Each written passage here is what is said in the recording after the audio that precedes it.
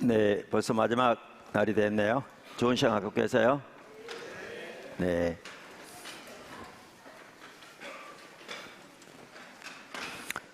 오늘은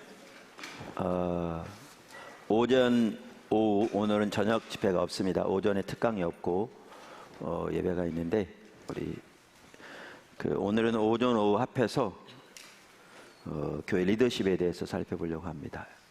이어서.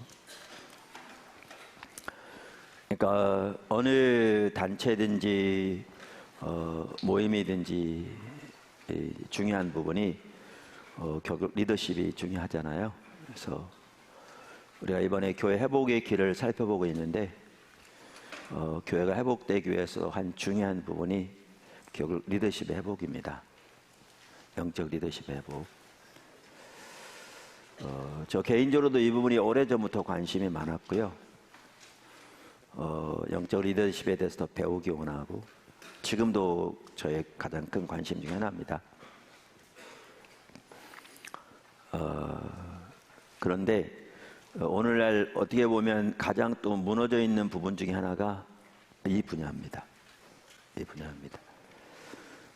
심각하게 리더가 누구인가, 어떤 사람이 리더인가 라는 부분에 있어서의 이해만 하더라도 오늘날 정말 심각하게 무너져 있습니다. 예. 그래서 오늘 이 아침에는 하나님의 비전과 영적 리더십에 대한 부분을 살펴보고요. 오후에는 교회 리더십을 어떻게 하나님의 기뻐하신 대로 세워갈 것인가. 여기에 교회 리더십은 이제 우리 흔히 말하는 평신도 리더십을 포함해서 말하는 거죠. 어떻게 일꾼들을 세워갈 것인가 라는 부분들을 살펴보려고 합니다.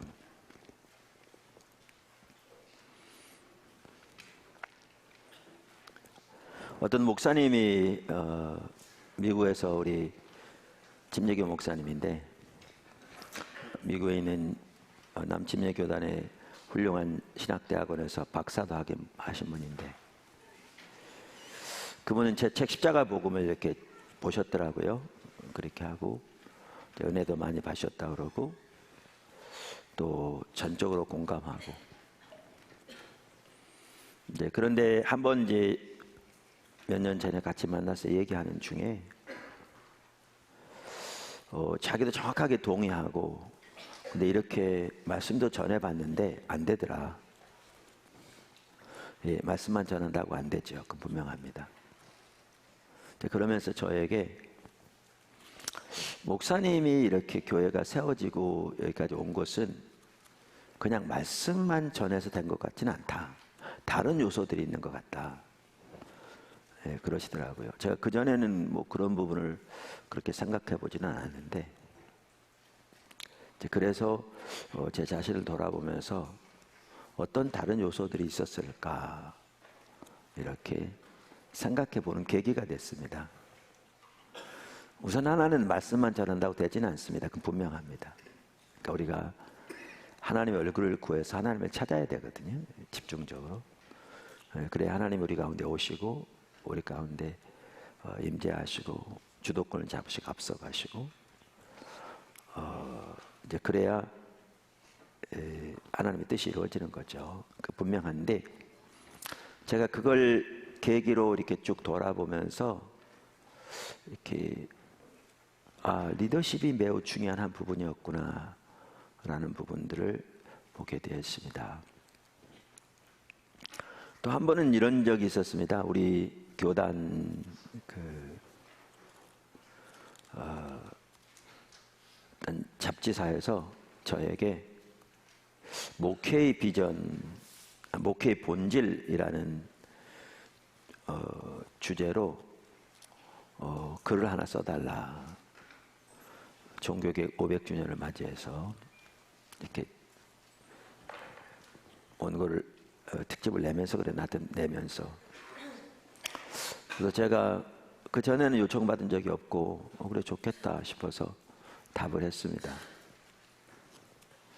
근데 이제 막상 이제 원고를 써서 낼 때가 되니까 뭐에게 제가 비춰지냐 하면 내가 목회의 본질을 논할 수 있는 사람이 못 된다라는 게 보여진 거예요. 그냥 목회의 본질 이런 얘기를 다루려면 최소한 목회학 박사라도 있어서 목회 전반에 대한 전문적인 지식이 어느 정도는 있어야 되는데, 저는 목회는 해왔지만 그러한 어떤 전문적인 지식을 가지고 있지 않기 때문에 제가 그렇게 글을 쓴다는 게 적합하지 않은 게 보이더라고요. 너무 다급했어요. 왜냐하면 진즉부터 못한다고 그랬으면 됐을 텐데, 이제 원고를 낼 때가 되었는데 지금 와서 그렇게 말하는 건 너무나 옳지 않고, 그건 도저히 못 쓰겠더라고요. 그래서 제가 편집자한테 메일을 보냈습니다. 정말 죄송한데 이건 말도 안 되는 얘기인데 내가 그거를 쓸 수 있는 자격이 없는 것 같다. 어떻게 하면 좋으냐, 다른 말을 좀 부탁하면 안 될까, 이렇게 보냈더니 그분이 그래서 써달라고 그러더라고요. 그래서 고민하다가 제 목회를 돌아보면서 제가 여기까지 오도록 어떤 요소들이 핵심이었나, 그러니까 그 부분이 있었기 때문에 여기까지 올 수 있었던 어떤 요소들이 있었나, 이제 그걸 돌아보게 됐어요. 이제 그랬더니 몇 개가 보이더라고요. 이런 부분이 있었고, 이런 부분이 있었고, 이런 부분이 있었고, 그게 없었더라면 제가 여기 있을 수 없는, 그래서 이제 그것을 정리해서 이렇게 보냈어요. 그랬더니 역시 이 편집자나 이런 분들은 글을 쓴 분인데 똑똑해요. 거기 뭐라고 제목이 달려서 나왔냐면 나의 목회의 본질, 이렇게 해서 제목이 달려서 나왔더라고요. 그래서 나온 적이 있는데, 제가 이렇게 쭉 돌아보니까 몇 가지가 있었는데 그 중에 하나가 비전이었습니다. 선명히 보인 게 리더십과 비전. 그래서 오늘 오전에는 그 부분을 살펴보려고 합니다. 하나님의 비전과 영적 리더십, 말씀드린 대로. 첫째, 하나님의 비전이 핵심입니다. 하나님의 비전이 핵심입니다. 그러니까 주님과 동행하는 삶 전체에서 그렇고요. 특별히 하나님의 행하심에 동참하는 삶에 있어서도 그렇고, 매우 중요한 요소 중에 하나는 영적 리더십과 하나님의 비전입니다. 이건 개인뿐만이 아니고 모든 단체도 마찬가지입니다. 그래서 교회에 있어서도 마찬가지입니다. 그런데 하나님의 비전과 영적 리더십은 밀접한 관계를 가지고 있습니다. 세상에서도 리더십과 비전은 밀접한 관계를 가지고 있습니다. 여러분, 신구약 성경에 나오는 하나님의 귀한 사람들을 보십시오. 그들은 모두 하나님의 비전을 따라 산 사람들이었습니다. 노아 예를 들면, 모세, 여호수아, 다니엘, 느헤미야, 신약에 예수님은 더 말할 것도 없고 바울 등 신구약에 나오는 하나님의 귀한 사람들은 모두 하나님의 비전을 따라 산 사람들이었습니다. 아브라함도 마찬가지고요. 우리 믿음의 조상님.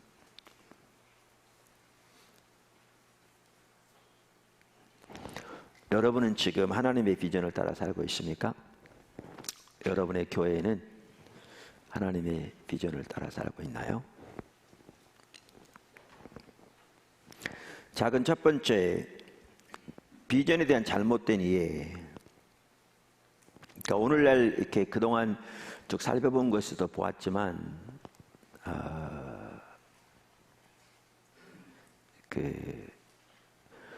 우리의 신앙에서 전반적인 부분에 있어서 우리의 이해가 옆으로 있거든요. 어제 사실 오전 시간에 우리나라 기독교 계통의 큰 신문사 기자가 와 계셨거든요. 여기에. 근데 취재하러 오겠다고 오른옆도 말했는데 시간이 안 됐다 어제 오셨었어요. 그분은 독일에서 박사까지 하셨어요. 그리고 목사님이고.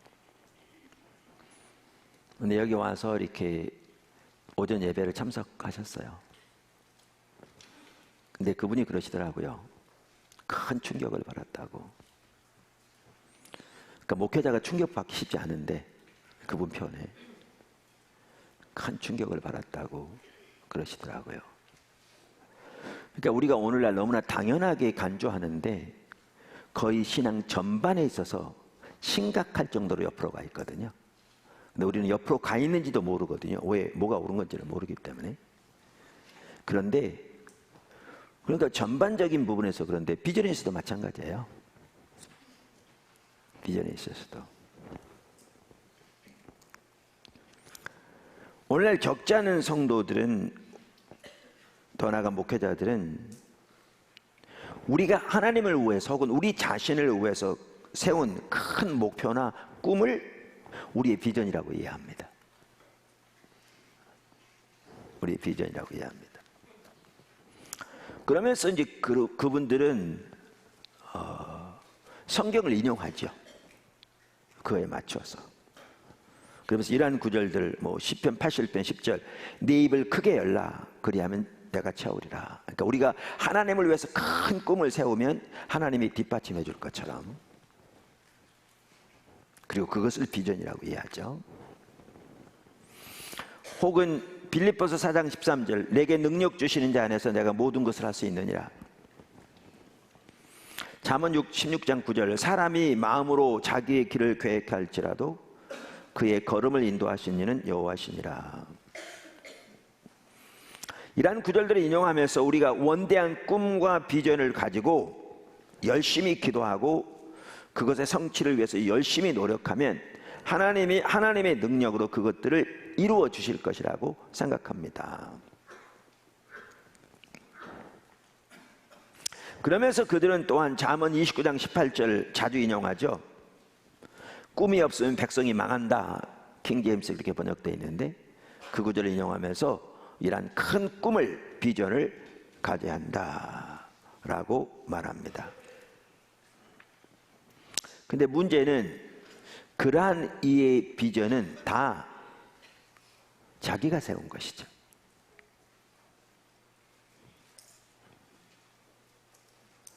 자기 혹은 자기들이 세운 겁니다. 아까 제가 성경에 나오는 하나님의 귀한 사람들은 모두 하나님의 비전을 쫓는 사람들이었다 이렇게 말씀드렸는데, 한 예를 들면 아까 아브라함의 아브라함이 하나님의 비전을 쫓았는데 자기가 세운 계획을 따라 그렇게 했느냐고요. 그랬다면 75세 때 본토 아비집을 떠날 일이 없었겠죠. 노아가 하나님의 비전을 쫓는 사람이었어요, 분명하게. 근데 노아가 세운 계획을 따라 큰 꿈을 쫓는 사람이었냐고요. 그러려면 그 시대에 배를 만들 리가 없었겠죠. 모세가 그렇게 했느냐고요. 다니엘이 그렇게 했냐고요. 예수님이 그렇게 했냐고요. 바울이 그렇게 했냐고요. 그러니까 성경에 나오는 하나님의 사람들은 모두 하나님의 비전을 쫓는 사람들이었는데 그들은 자기들이 하나님을 위해서 혹은 자기들을 위해 세운 원대한 꿈과 원대한 비전을 쫓는 사람들이 전혀 아니었습니다. 그러니까 그만큼 비전에 대한 이해만 하더라도 오늘날 너무나 인본주의적인 이해가 가득한 거죠. 사실 이게 너무너무 팽배해 있습니다, 교회 안에도. 어떻게 보면 비전을 거의 대부분은 다 이런 식으로 이해합니다. 이런 식으로 이해합니다. 두 번째, 비전에 대한 올바른 이해. 비전에 대한 올바른 이해. 비전과 관련해서 매우 중요한 구절 중에 하나가 아까 말씀드린 잠언 29장 18절입니다. 그 원래 잠언 29장 18절의 영어 킹제임스 성경은 그게 Where there is no vision, 비전이 없는 곳에 the people perish, 백성들이 망한다 이렇게 번역되어 있어서 사람들이 그 구절을 토대로 해서 큰 꿈을 가져야 한다 뭐 등등 이렇게 얘기하곤 했거든요. 그런데 그 구절을 올바로 번역하려면 우리 개혁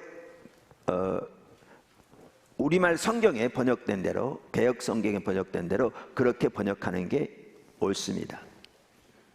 그래서 거기 보면 묵시가 없으면, 비전이라는 말이 묵시라고 번역되어 있는데, 묵시가 없으면 백성이 방자에 행하거니와, 이렇게 번역하는 게 맞습니다. 그 여기 묵시라고 번역된 단어, 그 킹제임스는 비전이라고 번역된 단어, 이 단어에 대해서 그 미국의 유나이티드 바이블 소사이어티에서 나온 그 성경 번역한 사람들을 위해서 도움을 주기 위한 핸드북 시리즈에서 이 구절에 대해서 이렇게 표현했더라고요. 이 비전이라는 단어 혹은 묵시라는 단어에 대해서, 이 문맥에서 비전은 사건들을 분별할 수 있는 능력, 미래를 내다보거나 기대할 수 있는 능력을 언급한다. 다시 읽을까요? 아주 중요한 부분이죠. 비전을 이해함에 있어서 이 문맥에서 비전은 사건들을 분별할 수 있는 능력 혹은 미래를 내다보거나 기대할 수 있는 능력을 언급한다. TEB와 CEB, 이제 영어 성경들을 말합니다. TEB와 CEB는 그 단어가 따옴표 하나님의 인도를 언급하는 것으로 이해했다.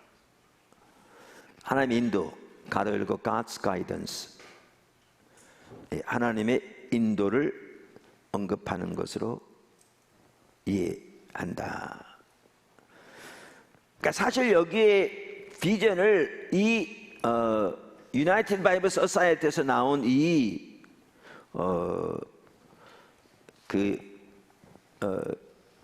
핸드북을 참조하면 그 내용은 이런 뜻인 거죠. 하나님의 인도를 따라서 혹은 하나님의 인도에 의해서 사건들을 분별할 수 있는 능력이나 미래를 내다보거나 기대할 수 있는 능력을 갖는 것을 말하는 거죠. 여기 비전은. 그래서 정확하게 그 구절을 뭐라고 번역하고 있는가 하면 묵시라고 번역하고 있는 겁니다. 묵시라고 번역하고 있는 겁니다. 그래서 영적 리더십에 대해서 좋은 책 중에 하나가 헨리 블랙가비 목사님, 하나님을 경험하는 삶이라는 책을 쓴 헨리 블랙가비 목사님 쓴 영적 리더십이라는 책인데 이분도 당연히 영적 리더들에게 중요한 한 부분이 비전인 것을 말하면서 비전의 올바른 출처가 뭐냐? 하나님의 묵시다, 이렇게 표현하죠. 그러니까 아까 말한 여러 비전들의 출처들이 있는데 그건 다 자기들이 세운 거라는 거죠. 그러니까 올바른 비전이 아니라는 겁니다. 그러면서 올바른 비전의 출처로 하나님의 묵시라, 이렇게 말합니다. 따라서 하나님의 백성으로서 우리가 바라보고 달려가야 할 비전은 우리가 하나님을 위해서 혹은 우리 자신을 위해 세운 원대한 꿈이나 계획이나 목표가 아니라 하나님께서 우리에게 보이신 하나님의 목표와 계획에 기초한 것입니다. 다시 말해서 성경적인 관점에서 볼 때 참다운 비전은 하나님이 우리에게 보이신 하나님의 비전입니다. 그래서 저는 비전을 이렇게 정의합니다. 개인적으로 비전은 자신 혹은 자신들에게 보이신 하나님의 목표와 뜻에 비추어 하나님께서 이루실 미래를 보는 것이다. 아까 그 유나이티드 바이블 소사이어티 학자들이 말한 내용과 정확하게 일치합니다. 제가 다시 말합니다. 저는 비전을 이렇게 정의합니다. 비전은 하나님께서 자신들에게 보이신 하나님의 목적과 뜻에 비추어 하나님께서 이루실 미래를 보는 것이다. 이렇게 예를 들면 그래서 노아 보십시오. 하나님의 비전을 쫓는 사람이 있는데 그 하나님의 비전을 가지고 방주를 만들었잖아요.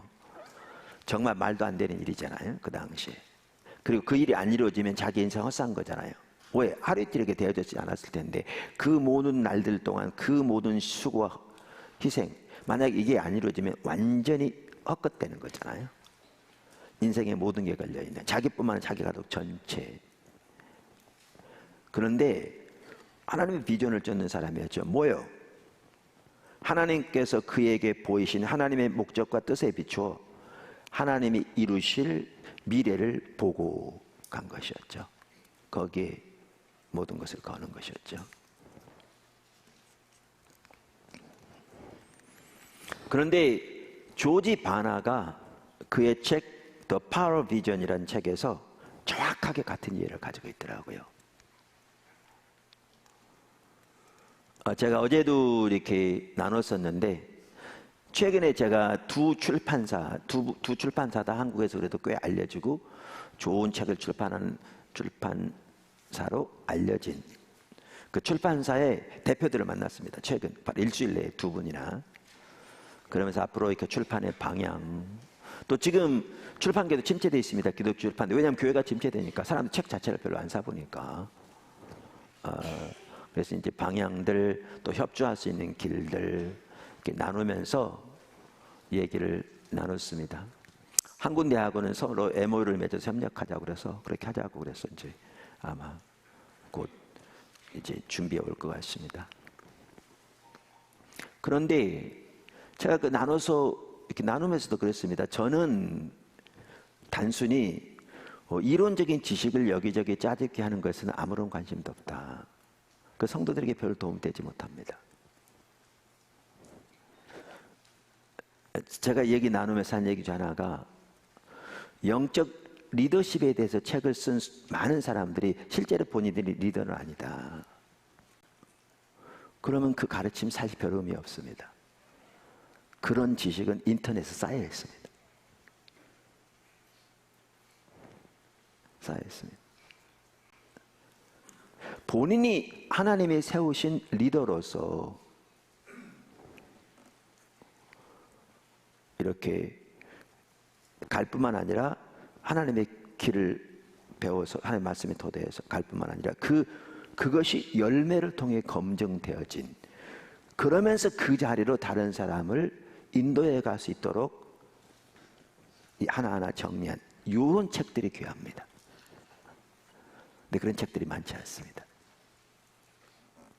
그래서 제가 출판사 대표들이 그랬으면 그런 책들을 내라. 그게 진수다. 실제로 그 길을 따라 행하면 그대로 이루어지거든요. 그대로 이루어지거든요. 그랬더니 이제 한 분도 그러더라고요. 제가 한 예를 들은 겁니다. 리더십에 대해서.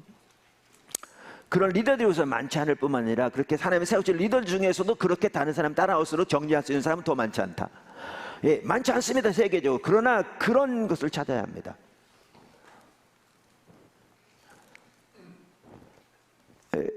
그게 귀한 거죠.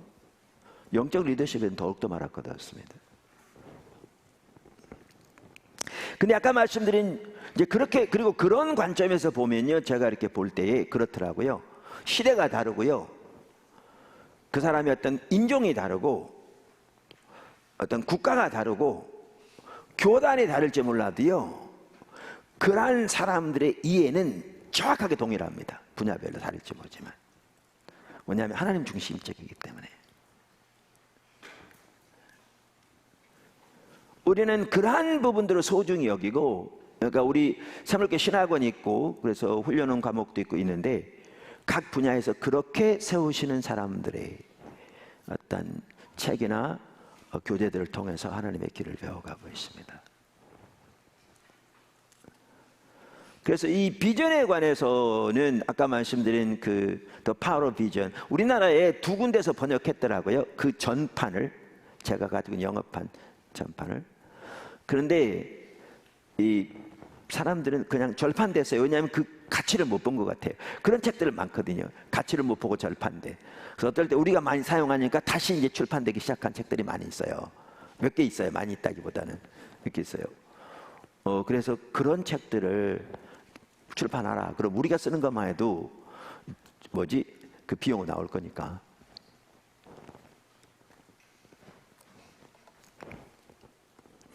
그랬는데 비전과 관련해서 말씀드린 조지 바나가 쓴 책이 정말 같은 이해를 가지고 귀한 책입니다. 그분도 원래 미국 사람들 그렇게 잘 안 하는데 자기가 책을 쓸 때 자기가 유체 이탈, 거기서 자기 몸 빠져나와서 자기가 쓰고 있는 것을 보는 것처럼 이렇게 자기 지혜에서 나온 게 아니라 그만큼 하나님이 강력하게 인도하셨다, 성령께서.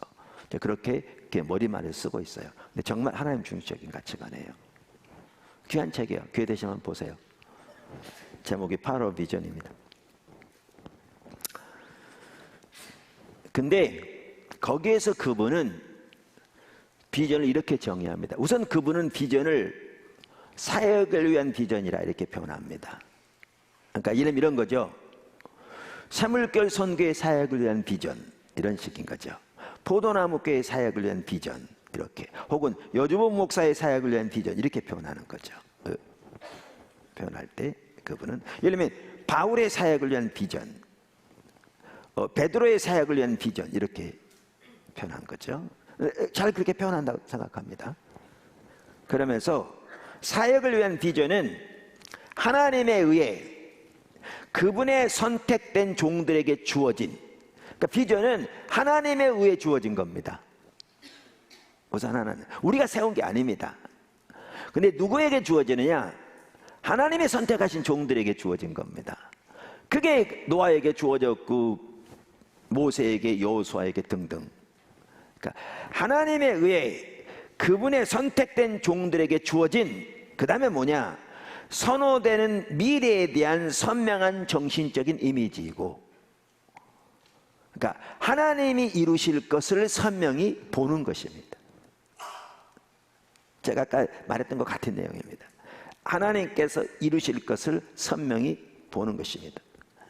그러니까 사역을 위한 비전은 하나님에 의해 그분의 선택된 종들에게 주어진 선호되는 미래에 대한 선명한 정신적인 이미지이고, 그것은 하나님과 자신과 환경에 대한 정확한 이해에 기초하고 있다.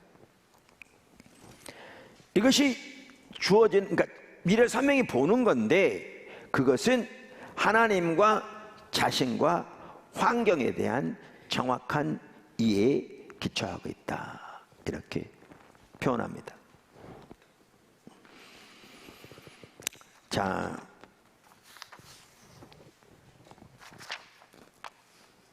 첫째, 하나님의 비전이 핵심입니다. 살펴봤고요. 두 번째, 비전의 중요성, 비전의 정의를 살펴봤고, 두 번째, 비전의 중요성. 하나님과 동행하는 삶에서 비전이 얼마나 중요한가를 볼 수 있는 한 가지 좋은 방법은 비전과 관련해서 네 종류의 사람을 살펴보는 것입니다. 비전과 관련해서 네 종류의 사람을 살펴보는 것입니다. 저는 그것을 특별히 예수님이 말씀하신 씨 뿌리는 비유와 연관해서 잘 볼 수 있다고 확신합니다. 존 맥스웰 목사는 비전의 4단계에 대해서 이렇게 말했습니다. 참고로 존 맥스웰 목사는 비전을 제가 이해한 이해로 이해하지 않습니다. 다분히 매우 인본적인 이해를 가지고 있습니다.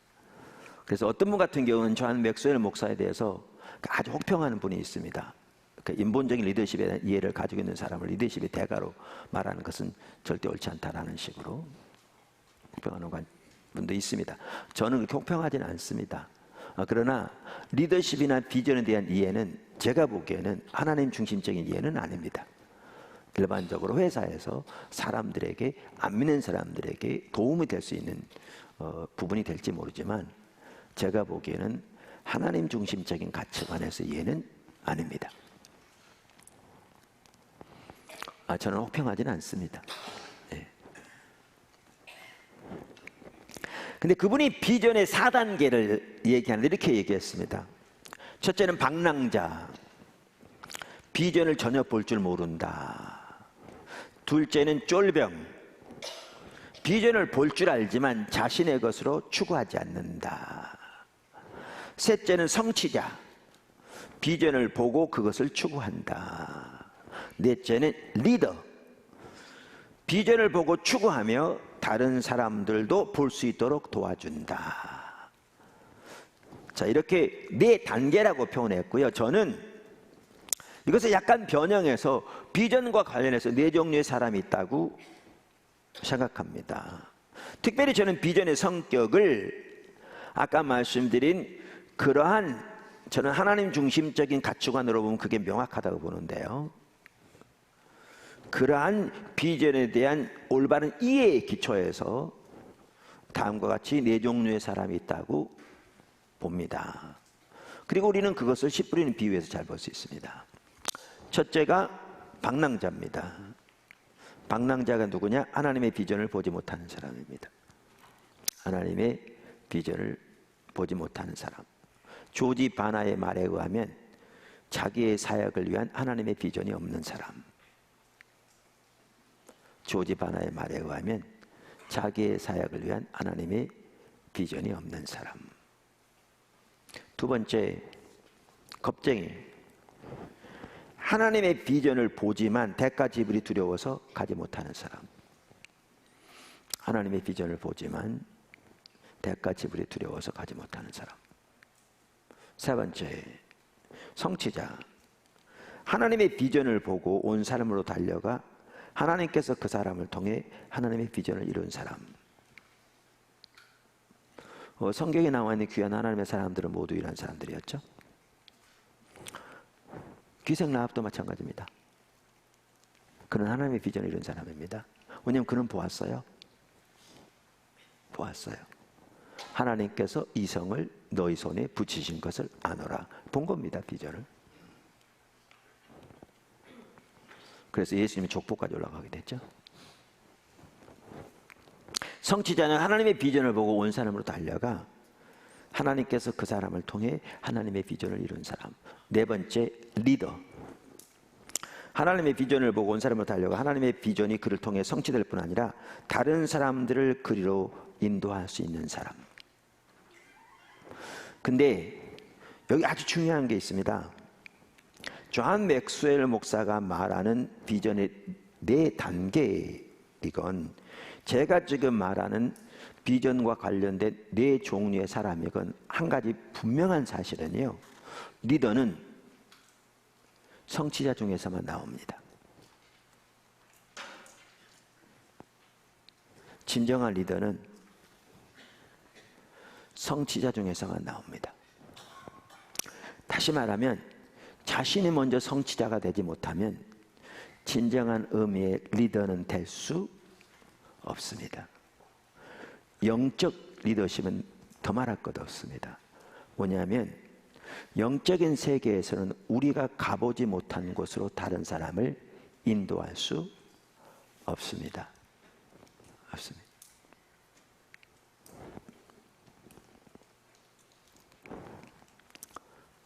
어제 저녁에 제가 설교했으면 그 부분을 사실 나누려고 했는데, 이름의 갈라디아서 2장 20절, 내가 그리스도와 함께 십자가 못 박혔나니 그런즉 내가 산 것이 아니요 내 안에 그리스도가 사신 것이라. 이제 내가 육체 가운데 사는 것은 나를 사랑하사 나를 위하여 자기 몸을 버리신 하나님의 아들을 믿는 믿음 안에 사는 것이라. 이 삶을 자신이 먼저 살지 못하면 다른 사람으로 하여금 그 삶을 살도록 전혀 인도하지 못합니다. 그것은 예수님 십자가 때문에 되는 겁니다. 로마서 6장을 보십시오. 우리는 예수님과 십자가 못 박아 죽였습니다. 그래서 우리 옛사람은 죽었습니다. 그리고 그 사람은 믿음으로 됩니다. 믿음으로 된다고 되지 않았던가요? 에베소 3장도 보십시오. 믿음으로 되어 있습니다. 그것은 은혜로 됩니다. 교리는 설명할 수 있지만 그 사람에게 전혀 도움이 되지 못합니다. 그래서 제가 그젠가도 잠깐 언급한 것처럼 어떤 기독교 교계 평신도 리더께서 목사님들이 성령과 동의하는 삶을 살라고 설교는 많이 하는데 어떻게 살지는 가르쳐주지 않는다. 같은 내용입니다. 우리가 먼저 성취자가 되지 못하면 영적 리더는 될 수 없습니다. 이것은요, 목회자뿐만 아니라 모든 분야 리더들에게 정확하게 그렇습니다. 교리는 가르쳐줄 수 있습니다. 그러나 그것이 그들을 전혀 세우지 못합니다. 오늘날 사실 한국 교회의 가장 심각한 문제점 중에 하나는 바로 이 부분입니다. 그래서 진정한 메시지가 회복돼야 합니다.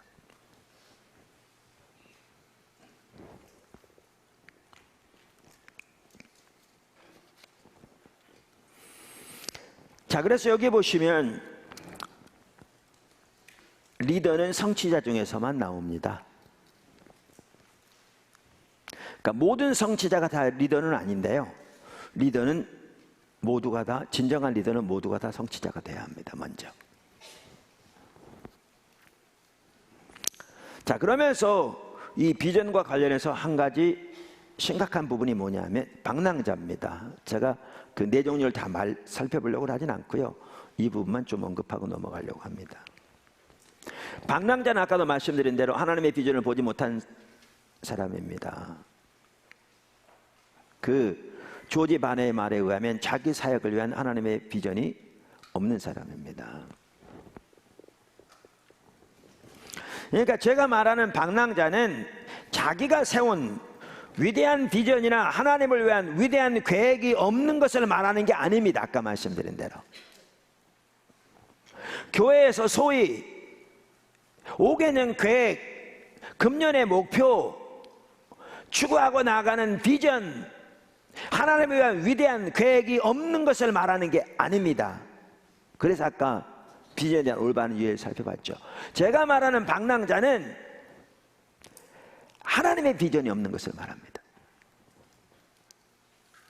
하나님의 비전이 없는 것을 말합니다. 이게 사실 제가 이제 이런 얘기들을 우리나라 교계 지도자들하고도 나눕니다. 이런 얘기를 나누면 지금 오늘의 현실이 정말 심각합니다. 정말 훌륭한 교계 지도자들도요, 제가 나눈 이런 부분을 너무나 생소하게 느낍니다. 신선하다, 충격적이다는 얘기는 하는데 신선하게 느낍니다. 왜? 그만큼 이러한 분야의 이해가 오늘날 철저하게 가려져 있습니다. 지도자층에서까지.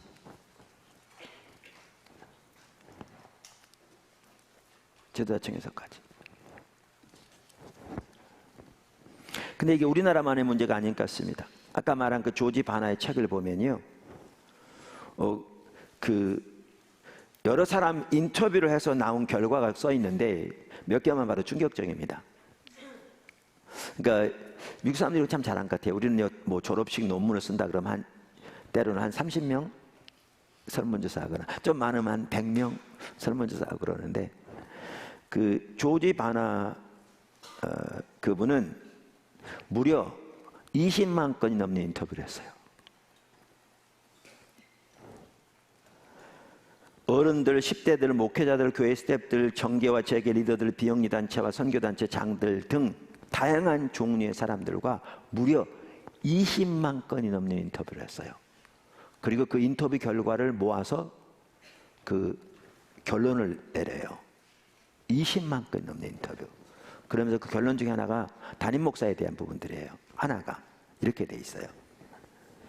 비록 그들이 좋은 사람들이고 사역을 위해 부르심을 받은 사람들이지만, 하나님부터 부르심을 받은 사람들이지만, 대부분의 담임 목사들은 그들이 인도하려고 노력하는 사역을 위한 하나님의 비전에 대해 이해를 가지고 있지 않다.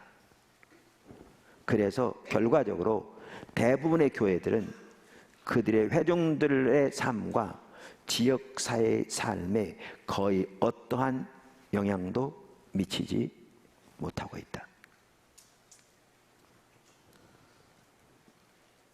부르심은 다 받았는데 좋은 사람들인데 대부분은 하나님의 비전이 없다는 겁니다. 방랑자라는 거죠. 방랑자. 결과가 뭐냐? 영향을 미치지 못한다는 거죠. 성도들 삶과 지역사회의 삶에. 성도들에 대해서도 이렇게 얘기했어요. 대부분의 신자들은 비전에 대해서 안다. 그러나 그들의 삶과 사역에서 하나님의 비전이 실제로 작동하고 있는 사람은 거의 없다. 그러니까 그만큼 방랑자가 많은 거죠. 교회에서 목회자 청빙할 때에 대해서도, 교회에 대해서도 이렇게 표현해요. 담임 목사뿐만 아니라 교회에 대해서도. 지역교회 내에서 당회나 청빙위원회가 담임 목사를 청빙하면서 그를 검증하는 핵심적인 기준으로서 교회의 비전을 의지하는 경우가 거의 없다. 비슷하게 모든 개신교 교회 20개 중 한 교회보다 더 작은 수의 교회만이, 그러니까 5%도 안 되는 교회만이 그들의 평가 과정에 대한 열쇠로서 그들의 비전 진술서를 사용한다. 예를 들면 포도나무 교회 예를 든다면요, 하나님께서 오늘까지 놀라운 도 하셨거든요. 그 많은 어려움, 때로는 앞이 안 보이는 깜깜한 과정을 통해서. 자, 다음에 이제 제가 65세입니다. 한국 나이로. 다음에 리더가 잘 세워져서 여기까지 교회가 왔는데 하나님의 인도하신 대로 잘 따라가면 정말 교회는 꽃을 피울 거거든요. 사역은 더 확산될 거고요. 더 놀라운 일이 국내에 일어날 것이고요. 자, 그런데 가장 핵심적인 기준이 뭐가 되겠어요? 하나님의 비전입니다. 무슨 얘기냐면 박사학위만 가지고 있다고 되지 않을 거고요. 제가 어떤 분한테 그랬더니 그분이 박사요? 자기 논문 쓴 거 외에는 뭐 하는데요? 네. 설교만 잘한다고 되는 게 아니고요. 인품이 좋다고 되는 게 아니고요. 교회가 분명하게 하나님의 비전을 따라 여기까지 왔는데 차기 리더가 이 비전을 보고 공유할 뿐만 아니라 거기에 헌신된 사람이 아니면 교회는 완전히 방향을 틀어서 이제는 성도는 흩어지고 갈등이 일어나고 주님 여태까지 해왔던 그 모든 일들이 하루아침에 물거품 될 수 있거든요.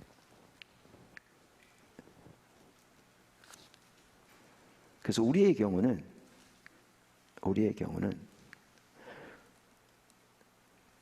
다음 목회자를 선정하는 기준에서 가장 우선되는 기준이 바로 이 하나님의 비전일 거거든요.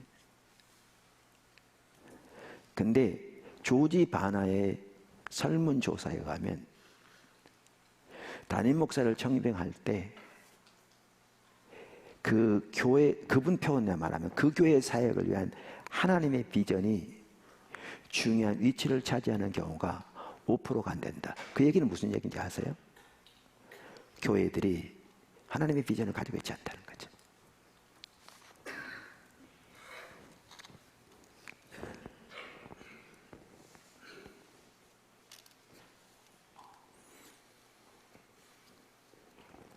그러니까 어떤 사람들이 이렇게 말하면 혼동되는 경우가 있어요. 소명과 비전은 다릅니다. 이게 혼동되는 거예요. 아까 담임 목사님의 경우에도 부르심을 받았지만 그랬죠. 소명은 다 받은 거예요. 하나님께로부터. 근데 소명과 비전은 다릅니다. 하나님의 비전은 하나님의 부르심 이상입니다. 저 개인적으로요, 저는 고등학교 3학년 때 복음의 사역을 위한 주의 종으로 부름을 받았습니다. 제가 학교 갔다 왔는데, 그리고 그날따라 웬일인지 모르게 목욕 다 하고 옷 다 갈아입고 손톱발 다 깎고, 그때 사당동 살고 있었는데 우리 형제들이 쓰던 작은 방에 무릎 꿇고 앉았는데 주님이 또렷하게 복음의 사역을 위한 주의 종으로 부르신 것을 명확하게 알겠더라고요. 귀리 들리는 거 없고 눈을 보이는 거 아무것도 없는데. 그래서 그 시간 저를 복음의 사역을 위한 주의 종으로 삶을 드렸고요. 그 이후로 지금까지 다른 것을 생각해 본 적이 없습니다. 특별히 하나님께서 어떤 기간엔 제가 복음의 사역을 위한 주의 종으로 부름을 받지 않았다고 어떤 사건 때문에 의심한 적이 있었는데, 그때는 인생에 살아야 할 아무런 의미도 없더라고요. 길을 가도 밥을 먹어도 잠을 자도 일을 해도 지옥이 있다면 거기다가 고통만 더할 것 같더라고요. 인생에 단 하나였다는 의미도 없더라고요. 일주일에 주님께 다시 그 소명을 확인시켜 주셔서 다시 제가 그렇게 했습니다. 그리고 저는 제가 목회자로서 부름을 받았다는 것을 명확하게 알고 있었습니다. 그래서 제가 대학에서 공부할 때 공부가 그렇게 재밌더라고요. 그러니까 이제 성적도 아무래도 잘 나오겠죠. 주변 사람들이 교수하면 좋겠다고 늘 얘기했습니다. 제가 프린스턴의 신약 분야에서 박사 들어갔었잖아요. 그런데 들어가기 힘든 학교인데, 근데 이제 학교가 제가 자라온 신앙 과정과는 너무나 달라가지고 중간에 그만두고 나왔습니다만은, 근데 그렇게 갔을 때에도 저는 한 번도 교수가 될 생각을 해본 적이 없습니다. 왜냐하면 저는 하나님이 저를 목사로 부르셨다는 사실을 분명하게 알고 있었기 때문에 저는 다른 걸 길을 생각해 본 적이 없습니다. 그런데 저는 1991년까지는 방랑자였습니다. 하나님 비전이 없었습니다.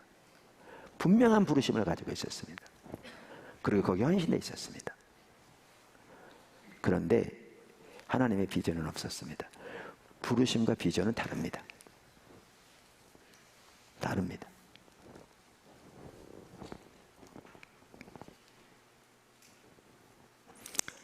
단체도 마찬가지입니다. 예를 들면 교회도 마찬가지입니다. 모든 교회는 하나님의 복음을 전하고 선교하고 구제하도록 하나님의 부르심을 받았습니다. 땅끝까지 이르러 복음을 전하라고 하나님의 소명을 받았습니다. 대이임령뿐만 아니라 성경에 명명백백하게 기록되어 있습니다. 그러나 그 부르심과 소명과 비전은 다릅니다. 예를 들면 예루살렘 교회를 향한 하나님의 비전이 달랐고 안디옥 교회를 향한 하나님의 비전이 달랐습니다. 동일한 소명을 감당하는데 이게 다릅니다. 동일한 소명을 감당하는데 베드로의 사역을 위한 하나님 비전이 달랐고 바울의 사역을 위한 하나님 비전이 달랐습니다.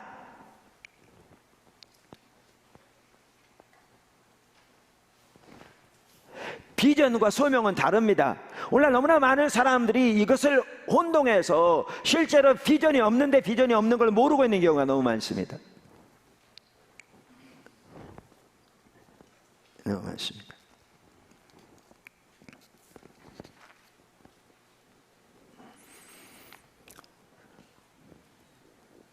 조지 바나도 교회의 미션, 소명과 비전을 명확하게 구분하면서 많은 교회 지도자들과 성도들이 소명을 비전으로 잘못 이해하고 있다, 이렇게 지적합니다. 그러면서 조지 바나는 이렇게 말합니다. 심지어 같은 지역에 있는 교회들에게 하나님의 비전은 다를 것이다. 왜요? 만약에 같은 지역에 있는 교회들에게 하나님이 동일한 비를 주셨다면 그건 서로 경쟁시키는 것밖에 안 되잖아요.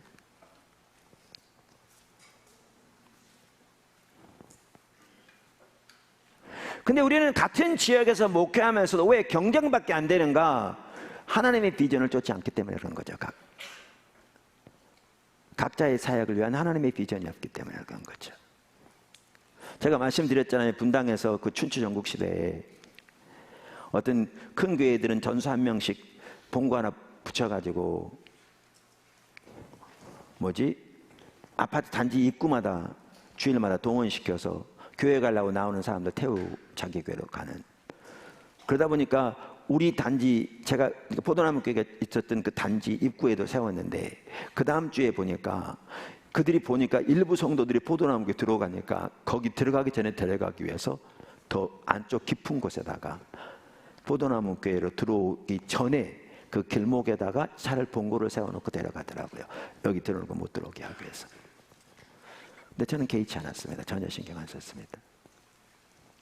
그리고 포도나무 교회 근처에 큰 교회들이 바로 한 블락도 떨어지지 않은 곳에 큰 교회들이 있었습니다. 근데 저는 전혀 개의치 않았습니다. 왜냐하면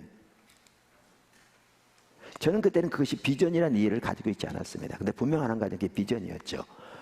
저는 그걸 부르심이라고 이해했습니다. 그 당시에는 나를 부르시는 부르심과 우리를 부르신 부르심과 그들을 위한 부르심이 다르기 때문에 동일한 교회고 동일한 복음의 사역을 위해 동일한 복음이 땅끝까지 증거되기 위해서 하나님의 소명을 받았지만 저는 그때는 비전은 부르심으로 표현한 거죠. 비전인 거죠. 다르기 때문에 거기 갈 분들은 가고 여기 올 사람도 올 것이기 때문에. 그리고 수많은 사람들이 왔다가 이제 매체도 강하고 이미 나눈 것처럼 갔을 때 저는 겉으로 표현 안 했지만 속으로 이런 말을 했습니다. 보편적인 교회를 원하시면 가세요. 앞단지도 있고 옆단지도 있고 뒷단지도 있고 잔뜩 많은데 근데 우리는 주님을 따라가야 합니다. 늘 그런 이해를 가지고 있었습니다. 그게 뭐냐? 우리는 우리의 사역을 위한 하나님의 비전을 쫓아야 한다는 얘기죠. 그러니까 주변 교회가 어떻게 하든지 전혀 개의치 않았습니다.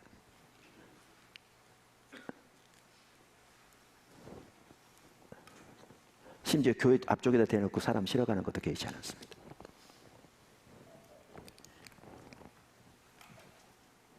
왜? 그 당시에 분명한 이해를 가지고 있었던 것이 지금 말하면 그 비전입니다. 정확하게 우리는 우리의 사역을 위한 하나님의 비전을 쫓아야 하기 때문에 그렇습니다. 비전과 소명은 다릅니다. 아까 말씀드린 대로 제가 분명한 소명을 받았지만 1992년 1월 이전에는 방랑자였습니다. 왜 92년 1월 전에는 방랑자로 이렇게 표현하는가? 그때부터 하나님의 비전을 보기 시작하셨습니다. 저에게.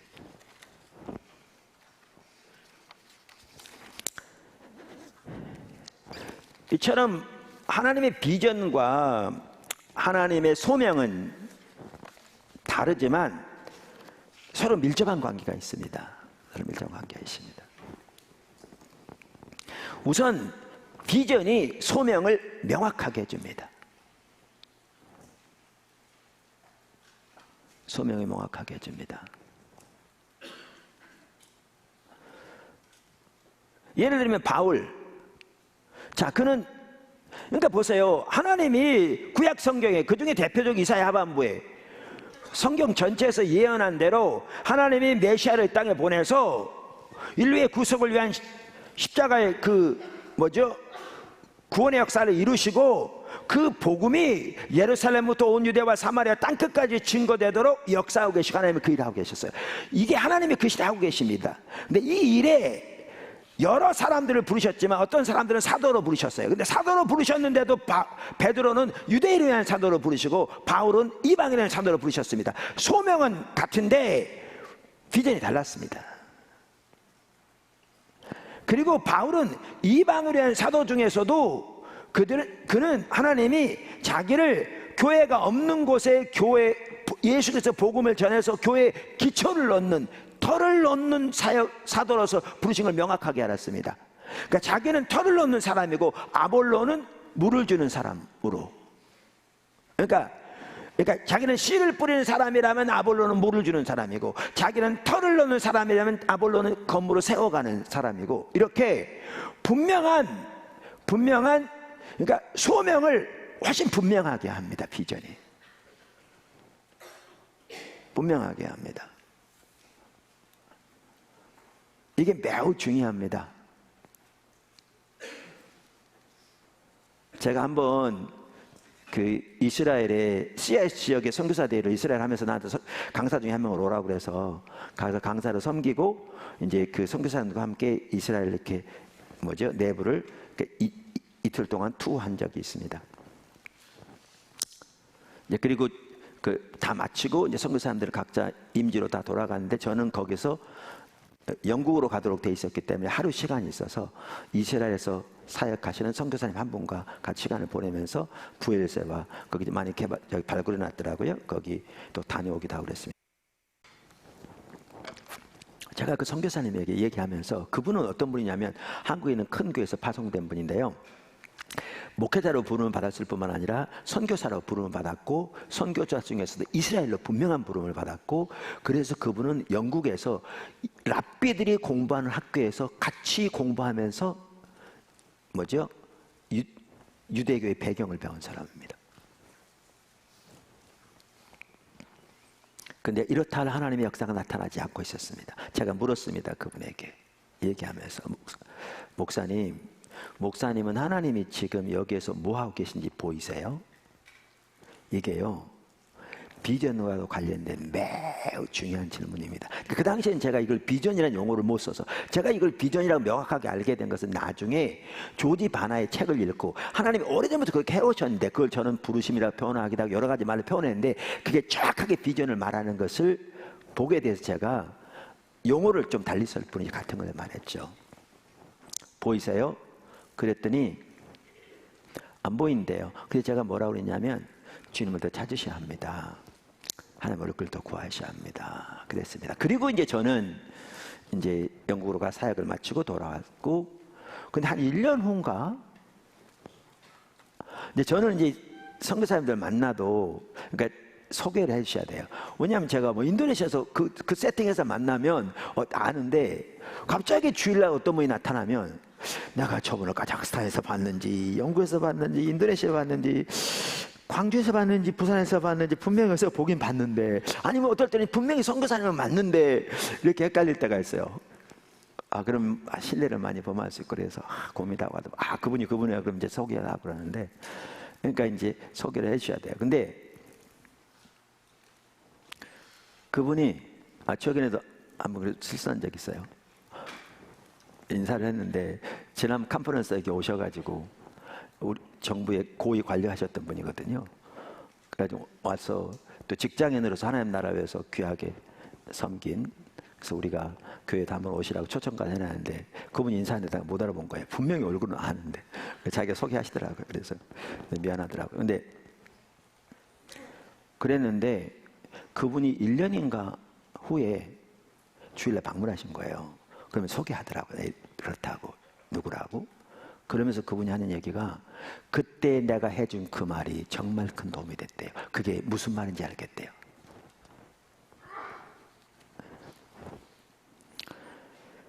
여러분, 비전이 하나님의 부르심을, 소명을 더 명확하게 해줍니다. 어디에 있어야 할 것이. 또한 더 나아가서 비전이 하나님의 부르심을 위한 사역 중에서도 어떤 일에 우리의 시간과 정력과 물질을 투자해야 할지, 또 하나님을 위한 사역이라도 어떤 일을 거절하고 어떤 일을 해야 할지 등 우리의 부르심에 대해 방향을 설정해 줍니다. 자, 해외 사역만 하더라도 할 일이 많습니다. 어떤 교회는 교회를 개척하는 데 힘쓰고, 헌금해서 건물 짓는 데 힘쓰고 등등. 근데 해외 사역만 할 일은 너무너무 많죠, 분야가. 근데 우리는 우리의 비전이 해외 사역만 하더라도 어느 분야에 어떤 일이 힘쓸 걸 보여줍니다. 어떤 사역을 거절할지를 보여주고, 어디에 우리의 시간과 정력과 물질을 투자할지를 보여줍니다. 명확하게. 물론 때로는 그게 아니라도 하나님의 구체적인 인도를 따라서 다른 부분을 섬길 수 있지만, 그 외에는 우리의 비전, 우리 사역을 위한 비전을 앞지 않는 일은 우리는 다른 분들에게 맡깁니다. 우리가 할 일은 아니죠. 우리가 할 일은 아닙니다. 그 비전이 소명을 더 명확하게 할 뿐만 아니라 어디에 우리의 시간과 물질과 재능을 투자할지를 방향을 설정해 줍니다. 더 나아가 매우 중요한 게 있습니다. 우리가 하나님의 비전을 따라 향할 때 하나님의 놀라운 뒷받침이 있습니다. 아까 조지 바나가 한 말이 그 말이잖아요. 담임 목사님들에 대해서. 다 좋은 사람들이고 소명은 받았는데 하나님의 비전을 가지고 있다. 그 결과가 뭐냐? 그 교회들이 성도들의 삶과 지역사회의 삶에 거의 어떠한 영향도 미치지 못한다. 왜 그런 줄 아십니까? 하나님의 비전을 따라 살지 않기 때문에 그렇습니다. 그러니까 사역자들만 하더라도 너무나 많은 경우에 새로운 기회를 찾아서 이리저리 방황하는 경우가 너무너무 많습니다. 왜요? 어디로 가는지를 모르니까요. 그리고 그렇게 뒷받침 없습니다.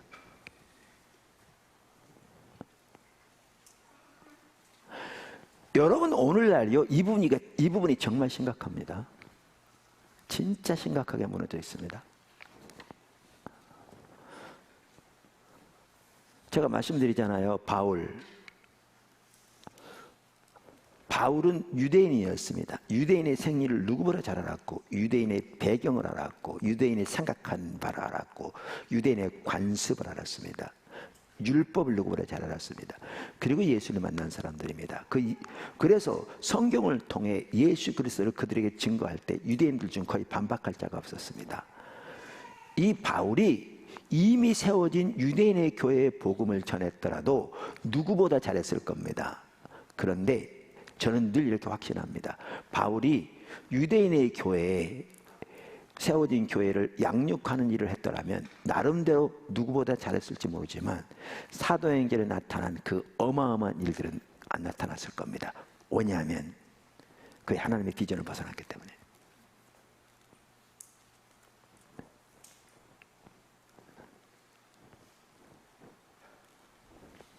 하나님의 비전을 벗어났기 때문에요.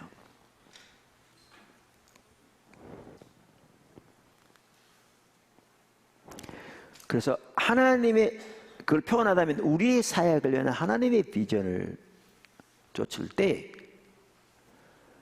하나님이 뒷받침하십니다.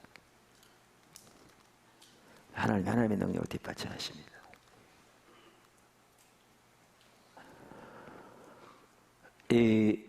나중에 기회 되면 이제 나누겠지만 하나님께서 이렇게 저 개인적으로 하나님 집중력을 찾는 가운데 하나님께서 하나님 비전을 보이기 시작하시는데 그 중에 하나가 교회 회복이었습니다. 어떨 때는요, 제가 이 과거에도 보면 이 부분을 나누면요, 마치 주님이 뒤에 계신 것 같아요. 여기 계신 것 같아요. 성도들은 못 알아듣고 안 듣고 반박하고 막 아까도 어제도 말씀드린 것처럼 이렇게 쇠벽에다 대놓고 외치는 것 같고 그런데도 주님은 여기 계신 것 같아요. 그러면서 뭐라고 그러신 것 같아요? 느껴지냐면 전에 내가 뒷받침할게. 그렇게 말한 것 같아요. 여기서 그렇게 서 계신 것 같았어요.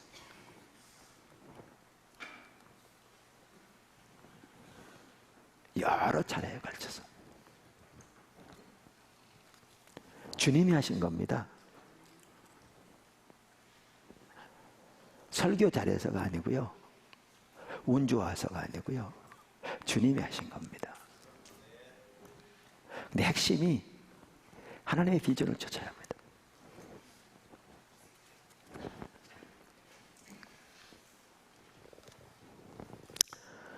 자, 방랑자는 이렇게 비전이 없는 사람인데요. 그래서 저는 방랑자를 이렇게 표현하거든요. 태평양에서 배를 항해해 가는데 최신 요트를 사서 비싸게 열심히 항해해 갑니다. 온갖 기법을 다 동원해서 항로에 장애물이 없도록 피해가고요. 태풍을 만나면 사투를 다해서 싸우고요. 근데 문제는 어디로 가는지 몰라요. 얼마나 안타깝겠습니까? 목회자가요, 넥타이 단풍을 잠을 자요. 새벽부터 밤늦게까지 정말 열심히 노력해요. 문제는 어디로 가는지 몰라요. 얼마나 불행한 일이겠습니까?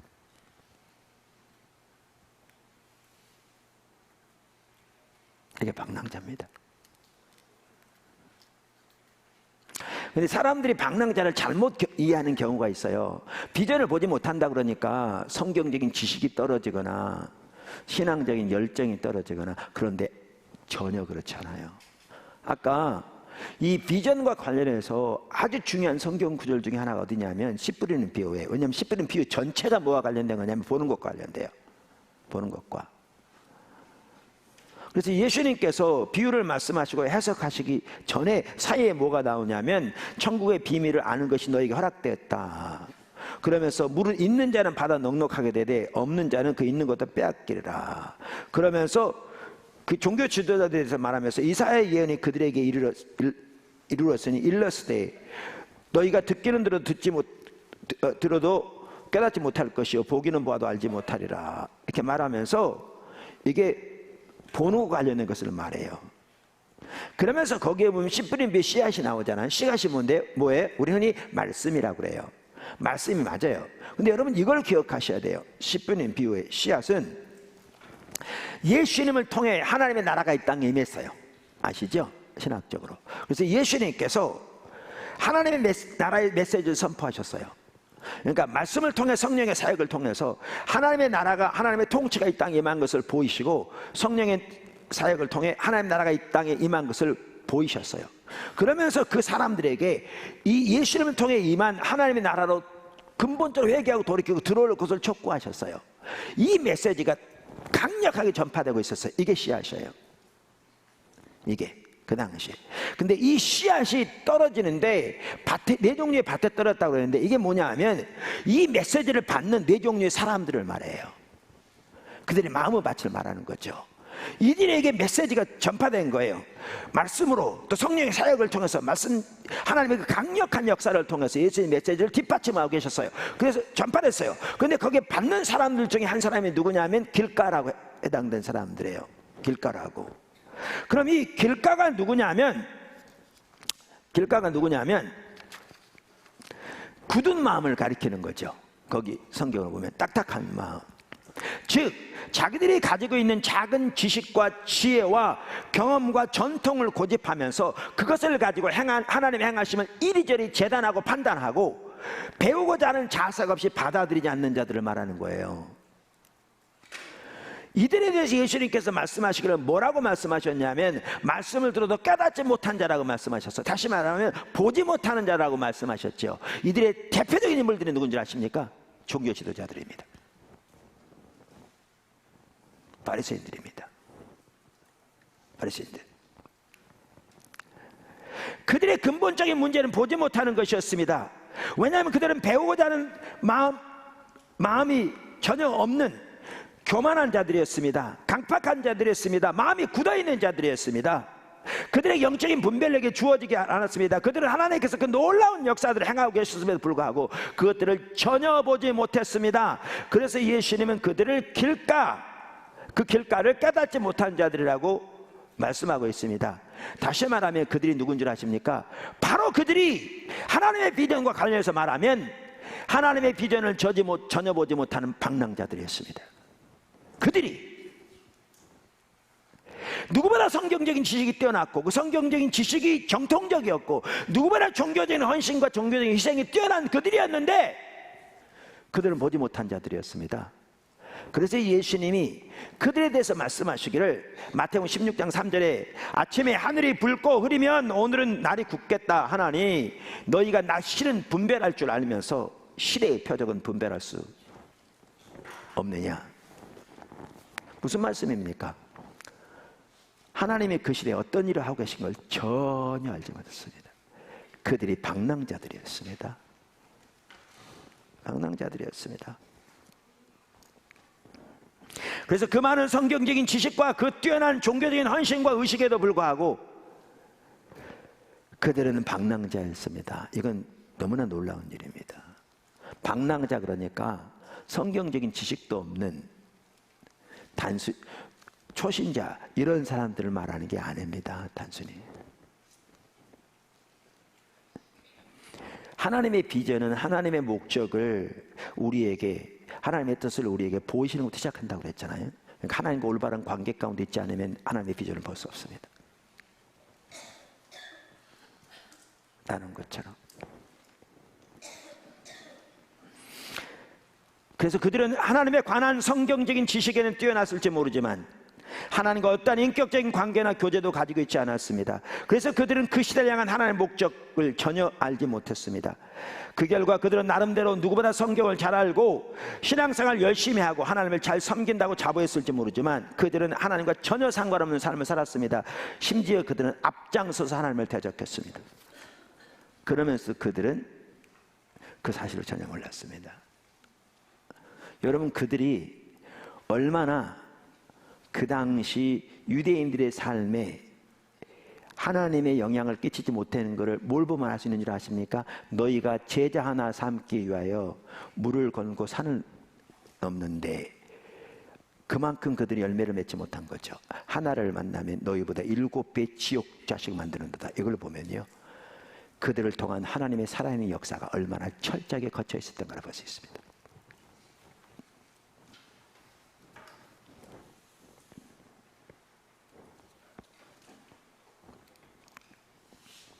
하나님의 얼굴을 구해야 하는 비전이 보입니다.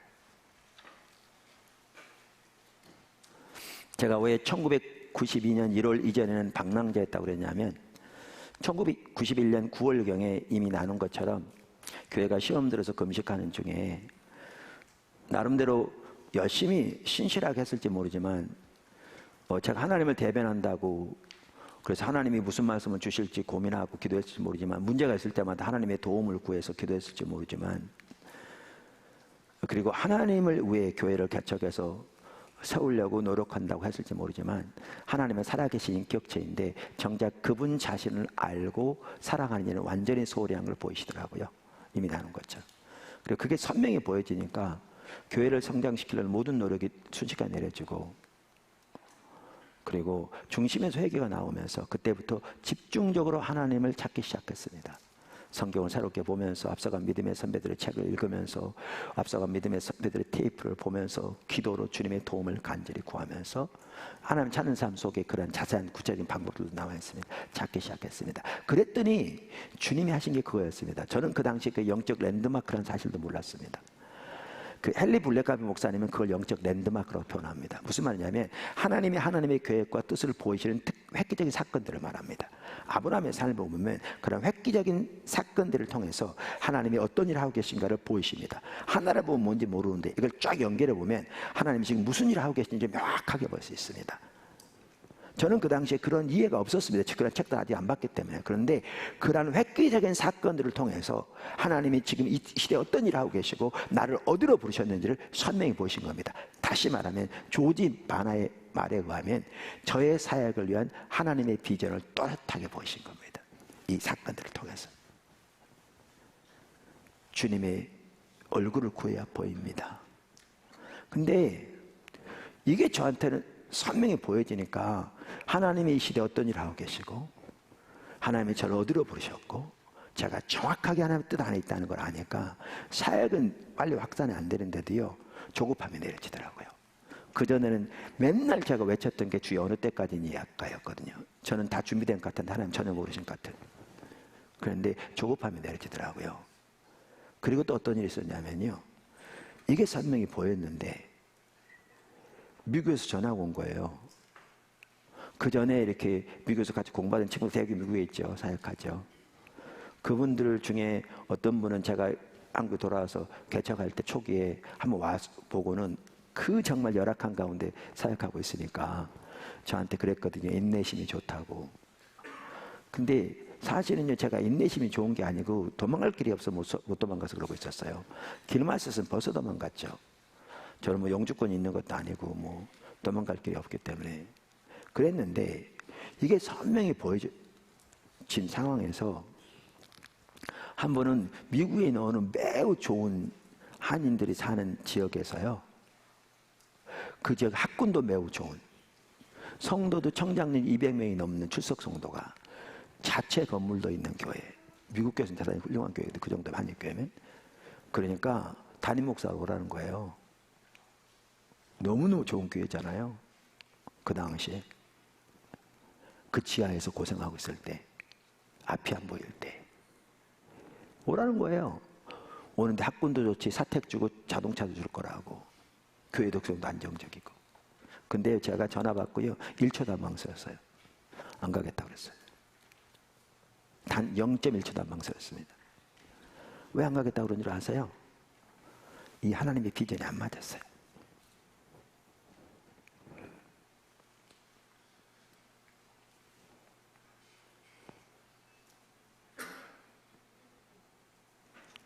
오늘날의 표현을 하면 이 하나님의 사역, 저의 사역을 위한 하나님의 비전이 안 맞았다니까요. 그때는 저는 이렇게 표현했어요. 이 하나님의 부르심이 안 맞았어요.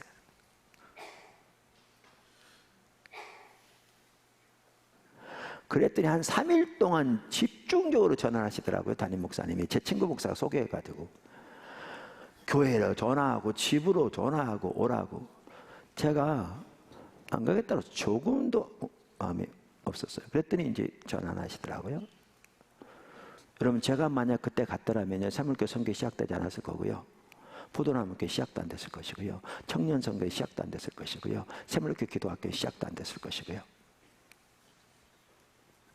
지금까지 있었던 이 많은 일들은 전혀 있지도 않았을 것이고요, 앞으로 일어날 일들은 말할 것도 없거니와. 더 나아가 그 교회에요, 얼마 전에 목회자가 또 바뀌었어요. 그전에 또 안 바뀌었을지는 모르지만, 우리는 너무나 많은 경우에 환경을 쫓는 경우가 많아요. 왜요? 하나님의 비전이 없으니까요.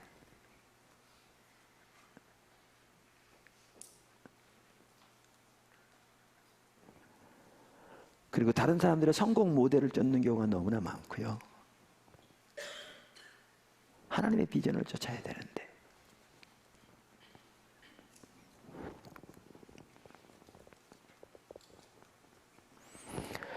하나님의 얼굴을 구해야 하나님의 비전이 보여요.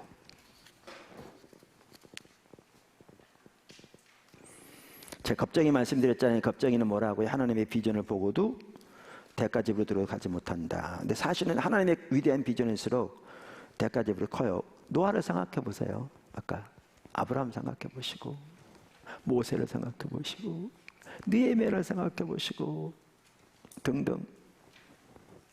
예수님은 더 말할 것도 없고 사도 바울을 생각해 보세요. 대가집으로 커요. 근데 그 대가지불 가운데 그 대가지불을 할 수 있도록 전적인 헌신을 가능케 하는 게 뭔지 아세요? 비전을 보는 거예요. 루터를 보세요. 존 허스를 보세요. 그들이 하나님의 비전을 보았기 때문에 자신을 걸 수 있었어요.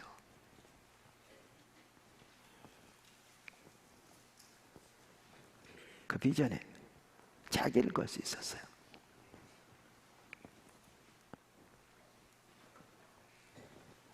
그러니까 아까 그 예수님의 씨 뿌리는 비유에서 돌밭 가시밭이 실제로 이제 겁쟁이거든요.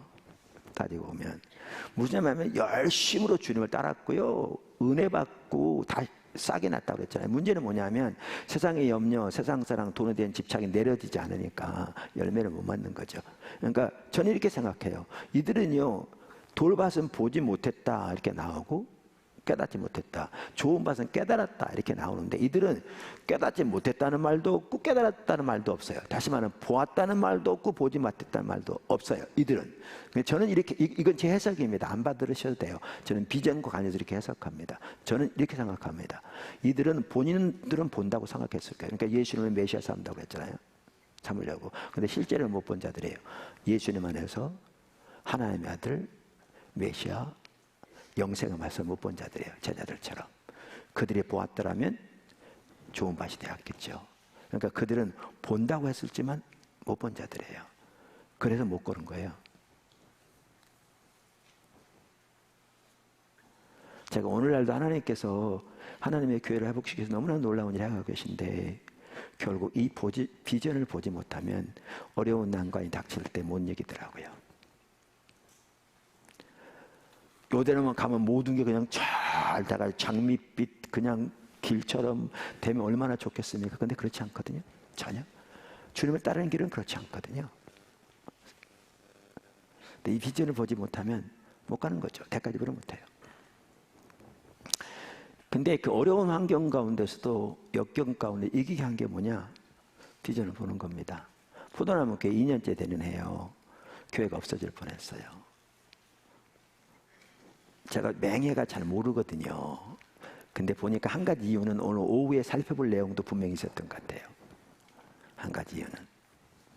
그게 주된 이유였던 것 같아요. 저는 그 당시에 그런 거 몰랐거든요. 근데 어찌됐든 간에 성도들, 헌신적인 사람들 중심으로 교회가 40% 이상이 떠났어요. 그래서 연말마다 제가 통계를 잡아놨는데 두 번째 해에는요, 통계 자체가 없었어요. 그거를 이렇게 기록해 볼 개념 자체가 없어요. 생각 자체가 없어서 완전히 정신이 나갔어요. 성도가 40% 이상이 나갔으니까요. 그것도 다 헌금이라도 하는 주된 멤버들 다 떠났어요. 근데 그때 이길 수 있었던 게 뭔지 아세요? 그 상황인데도요. 하나님이 저를 인도해 가신 인도하심 그렇게 표현했죠. 다시 말하면 뭐냐 하면 저의 사역을 위한 하나님의 비전, 오늘날로 말하면 이것이 한 나라도 바꿀 수 있는 소중한 게 보였어요. 여기에. 그리고 저와 제 아내의 인생을 다 걸어도 조금도 손색함이 없을 소중한 가치가 보였어요. 그러니까 우리는 걸 수 있었어요. 사방에 커튼 닫고 오직 주님을 의지하면서. 그때 저하고 제 아내하고 옛버릇처럼 했던 얘기가 있어요. 우리가 죽기밖에 더 하겠냐. 그게 없었더라면 지금 여기 못 왔어요. 비전이 전적인 헌신은 가능해요. 비전을 보는 것이. 기독교 역사 하는 사람들 보세요. 다 그랬어요.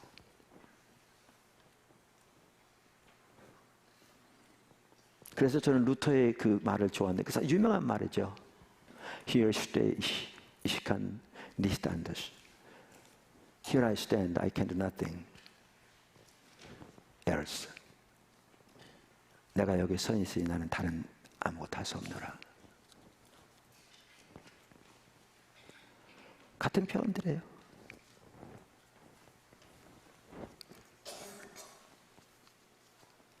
비전이 참 재밌는 게요. 그래서 걸 수 있었고요.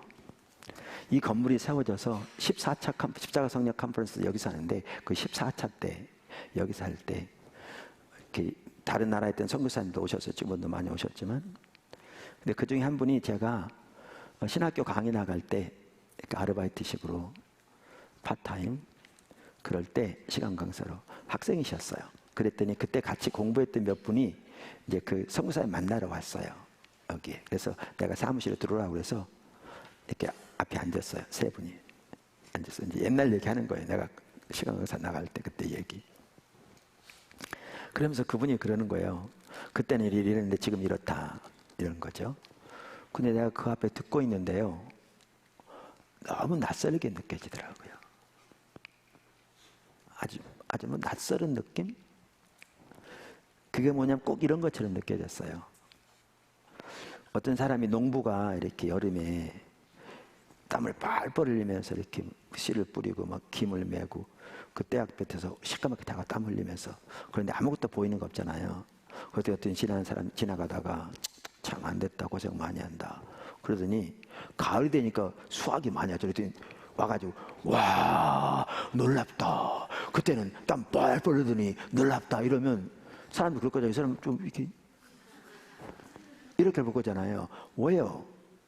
이렇게 씨 뿌리면 수확이 있을 건 다 아는 거잖아요. 근데 그분들이 하는 얘기가 저한테는 딱 그렇게 느껴졌어요. 무슨 얘기예요? 그분들은 뭐만 보냐면 겉만 보는 거예요.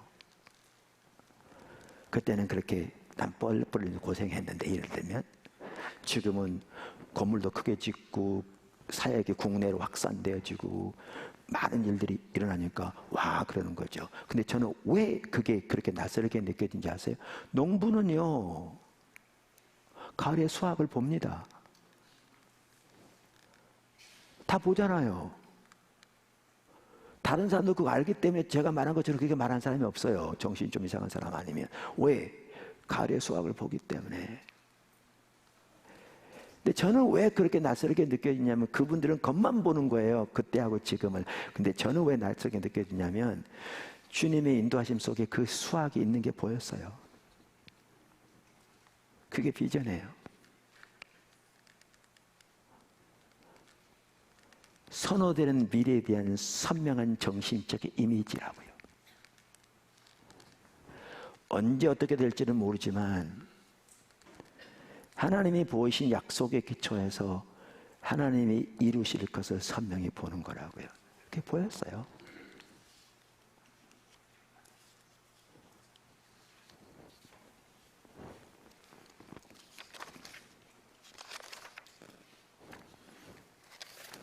세 번째, 참된 영적 리더십.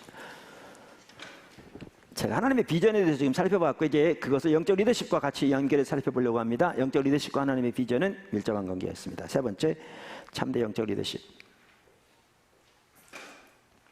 말씀드린 대로 참된 영적 리더십에 대한 이해가 오늘날 정말 심각하게 가려졌습니다. 오늘날 이제 누가 리더냐 이 부분에서 가려졌어요. 저도 이 부분에서 정말 잘 모르겠더라고요. 과거에. 이제 조금 알 것 같기도 한데 아직도 많이 모르겠어요. 작은 첫 번째, 영적 리더십의 정의. 어떤 분이 그러더라고요. 영적 리더십에 대한 정의가 세계적으로 820개나 있대요. 어떤 분은 과거에 그런 책을 썼거든요. 한국교회, 큰 교회, 대형 교회를 다 연구하고 난 다음에 가장 효과적인 리더십은 카리스마적인 리더십이다. 그렇게. 근데 그 책이 몇 년 전에 나왔는데 지금은 더 이상 그렇게 말 안 할 거예요. 왜냐하면 그렇게 말해봐야 비웃음을 살 거거든요. 그러니까 틀린 표현인 거죠. 잘못된 거죠. 그래서 영적 리더십이 성경적인 관점에서 리더가 뭐냐는 거죠. 나름대로 다 성경을 말할 수 있는데, 근데 저는 이렇더라고요.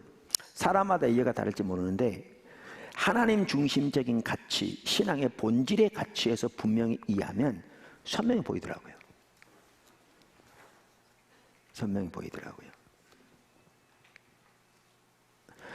그래서 그런 관점에서 볼 때 영적 리더십을 가장 잘 정의한 분 중에 한 분이 흔히 많은 사람들이 리더십의 대가라고 말하는 로버트 클린턴 교수예요. 풀러의 교수였던, 지금 은퇴하셨죠. 로버트 클린턴 교수입니다. 잘 정의하고 있습니다. 그분이 영적 지도자 만들기라는 책이 이용규 교수님인가요? 그분이 다시 또 이렇게 새롭게 번역해서 잘 나왔어요. 그 책에서 보면 영어로 The Making of a Leader라는 책인데 거기에서 리더십의 임무를 말하면서 이렇게 말했어요. 아주 잘 정리했어요. 제가 보기에는 리더십의 중심 임무는 하나님의 목적을 향해 하나님의 백성들에게 영향을 미치는 것이다. The central task of leadership is influencing God's people toward God's purposes. 이렇게 돼 있어요. 리더십의 중심 임무는 하나님의 목적을 향해 하나님의 백성들에게 영향을 미치는 것이다. 자, 그럼 보세요. 로버트 클린턴 박사도 리더십을 영향력으로 잘 이해하고 있어요. 여러분, 지금 이것은 리더십을 연구하는 사람들 사이에서 거의 컨센서스, 그러니까 만장일치라고 그러죠. 거의 의견이 다 이렇게 동의되고 있는 바예요. 리더십은 영향력이다. 오늘날. 그러니까 세속적인 이해를 가지고 있는 사람이건 영적인 면에서 살펴보는 사람들이건 리더십은 영향력이다라는 것은요, 오늘날 공통적으로 거의 받아들여진 이해입니다. 오늘날 공감대를 형성하고 있어요. 그래서 리더십은 타이틀이 아닙니다. 리더십은 직분도 아니고 직책도 아닙니다. 아무리 높은 지위와 직책을 가지고 있다 할지라도 영향을 미치지 못하면 참다운 리더가 아닙니다. 대한민국 대통령이요, 대단히 강력한 신분이거든요. 막강한 힘을 발휘할 수 있거든요. 근데요, 영향력을 미치지 못하면 진정한 리더는 아닙니다. 리더십은 영향력입니다. 우리는 리더십을 올바로 공부하면요, 겸손해질 수밖에 없어요. 제가 재밌는 얘기를 하잖아요. 재밌는 얘기를 하잖아요. 포도나무께 만약에 불이 났는데 여기에 제가 여러분 이리 오세요! 그런데 아무도 안 따라와. 근데 성도 중에 한 명이 이리 오세요! 다 따라가면 제가 포도나무 교회 담임 목사로서 리더십의 직책과 지위를 가지고 있을지 모르지만요, 실제 포도나무 교회 리더는 그 양반입니다. 리더십은 영향력입니다.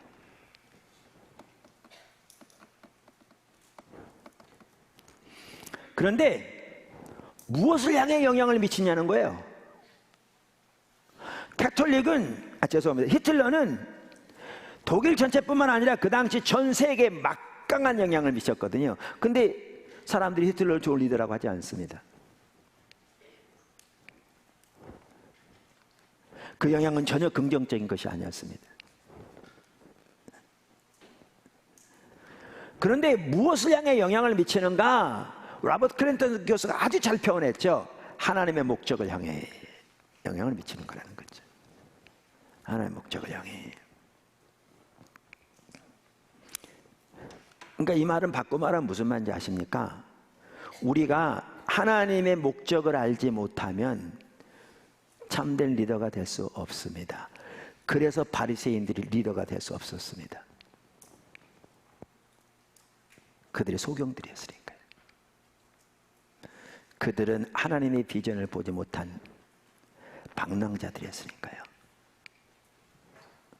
성경적인 지식은 뛰어나고 그 지식이 비록 정통적이었고 본인들은 자신들을 어둠 가운데 있는 자들을 위한 빛이라고 자부하고 소경들을 위한 인도자라고 자부했을지 모르지만, 다시 말하면 가장 훌륭한 리더라고 자부했을지 모르지만, 그리고 그들은 리더의 직책을 가지고 있었지만 그들은 그 시대를 향한 하나님의 목적을 전혀 알지 못했습니다. 생각해 본 것처럼. 그래서 예수님은 그들을 맹인이라고 부르고 있습니다. 소경이라고. 그러면서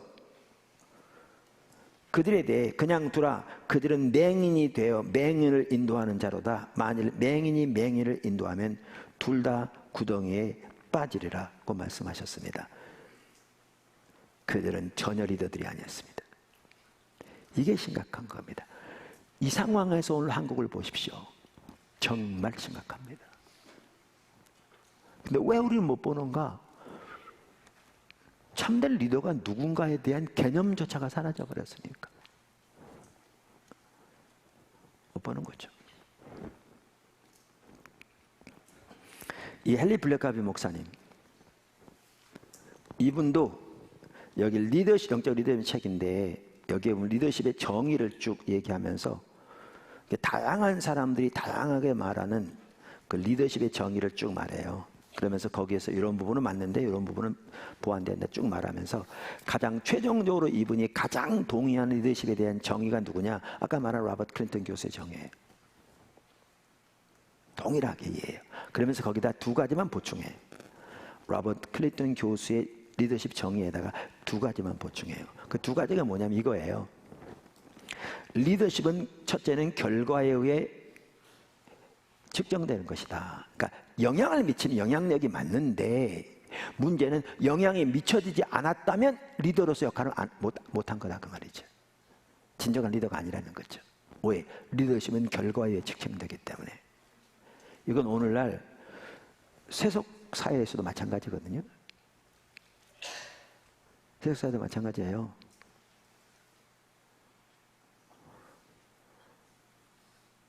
여러분 애플 지금 회장이 그만둬서 차기 회장을 뽑는데 경제학 박사만 여러 개 공부했다고 시장에 대해 전혀 경험도 없는, 그리고 경험을 통한 열매가 없는 사람을 그 회장에 앉히겠어요? 그럼 회사 망하는 거지. 우리는 신학교 나와서 박사만 가지고 있으면 목회 잘할 걸 알거든요. 본인들이. 리더십은 결과에 측정되는 겁니다. 이건 다 동의되는 겁니다. 그렇기 때문에 그 점을 하나를 살렸고요. 아까 거기다가 두 번째는 아까 로버트 클린턴 교수는 리더십의 중심 인물은 하나님의 목적을 향해 하나님의 백성들에게 영향을 미치는 것이다 이렇게 표현했는데, 바로 이 점, 진정한 영적 리더십은 하나님의 백성들에게 뿐만 아니라 심지어 안 믿는 사람들에게도 영향을 미친다. 성경을 보시면 요셉, 다니엘, 그들은 안 믿는 사람에게도 놀라웠게 하나님의 목적으로 영향을 미친 사람들이거든요. 그러니까 오늘날도 얼마든지 그럴 수 있다는 거죠. 얼마나 그럴 수 있다. 그래서 사실 이런 영적 리더들이 많이 필요하거든요. 그러니까 우리는 여기에 영적 리더십 그러면 단순히 교회 지도자들을 말하는 게 아니고 모든 하나님의 백성들이 그들이 처해 있는 상황에서 사람들을 하나님의 목적으로 이끈다는 의미에서 영적 리더들이거든요. 이런 리더들이 각 분야에서 필요한 겁니다. 우리 청년 선교를 통해서 그런 사람들을 세우기 원하는 거예요. 그들이 교직에 있건, 그들이 회사에 있건, 그들이 사업을 하건, 그들이 가정주부건 어디에 있든지 영적 리더로서 영향을 미치는. 그래서 영적 리더십은 하나님의 사람들에게만 영향을 미치는 게 아니라 모든 사람에게 영향을 미치는 것이다. 그래서 그걸 보완해서 이렇게 정의합니다. 헨리 블랙카비 목사님은 동일한 이해를 가지고 있는데 두 가지 면을 보완해서 이렇게 영적 리더십을 정의합니다. 영적 리더십은 하나님의 의지를 향해 사람들을 움직이는 것이다. 근데 이게 영적 리더십에 대한 번역인데요. 이게 그 두란노에서 번역했는데 이 말을 잘못 번역했어요. 그러니까 원래 원어에 그 내용을 못 실었어요. 번역하기 쉽지 않은 내용이에요. 그러니까 그냥 이것만 읽으면 완전히 다르게 이해하도록 번역해놨어요. 제가 원어를 읽어볼게요. 영어, 이 책 원래 영어로 쓰여진 책이니까 영어 이렇게 됐어요. Spiritual leadership, 영적 리더십은 is moving people to God's agenda. 그래서 그렇게 번역한 거죠. 영적 리더십은 하나님의 아젠다를 향해, 그러니까 그것을 아까 로버트 클린턴 교수는 하나님의 목적을 향해 그랬죠. 목적들을 향해 그랬는데 이거를 뭐죠? 그 엘리 블랙카이 목사님은 하나님의 아젠다를 향해 같은 뜻이죠. 향해 사람들을 움직이는 것이다. 이렇게 표현하고 있습니다. 저는 이게 성경에 볼 때 이게 정확하게 성경에서 말하는 영적 리더십과 같은 이해라고 저는 확신하는데요. 마태복음 9장 36절에 보면 이런 내용이 나와요. 많은 사람들이 예수님께 나오니까 예수님께서 무리를 보시고 불쌍히 여기시니 이는 그들이 목자 없는 양과 같이 고생하며 기진함이라 이렇게 되어 있거든요. 그러니까 성경은 예수님 시대를 어떤 시대로 표현하고 있는가 하면 목자 없는 시대를 표현해요. 여기 목자가 누구를 가리키는데요? 리더를 가리켜요. 리더를 가리켜요. 그럼 왜 예수님은 그 시대를 목자 없는 시대라고 표현했냐 그 말이에요. 그 당시에 잘 아시지만 바리새인들도 많았고 대제사장도 많았고 서기관들도 많았고 회당장들도 많았고 성경을 많이 하는 사람도 많았고 나름대로 잘 가르치는 사람도 많았고 수없이 많았는데 왜 목자 없는 시대라고 표현하느냐는 거죠. 이 목자에 대한 이해를 올바로 하면 이해돼요. 정확하게 리더십에 대한 이해인데 그럼 지금 말씀드린 그 내용이에요.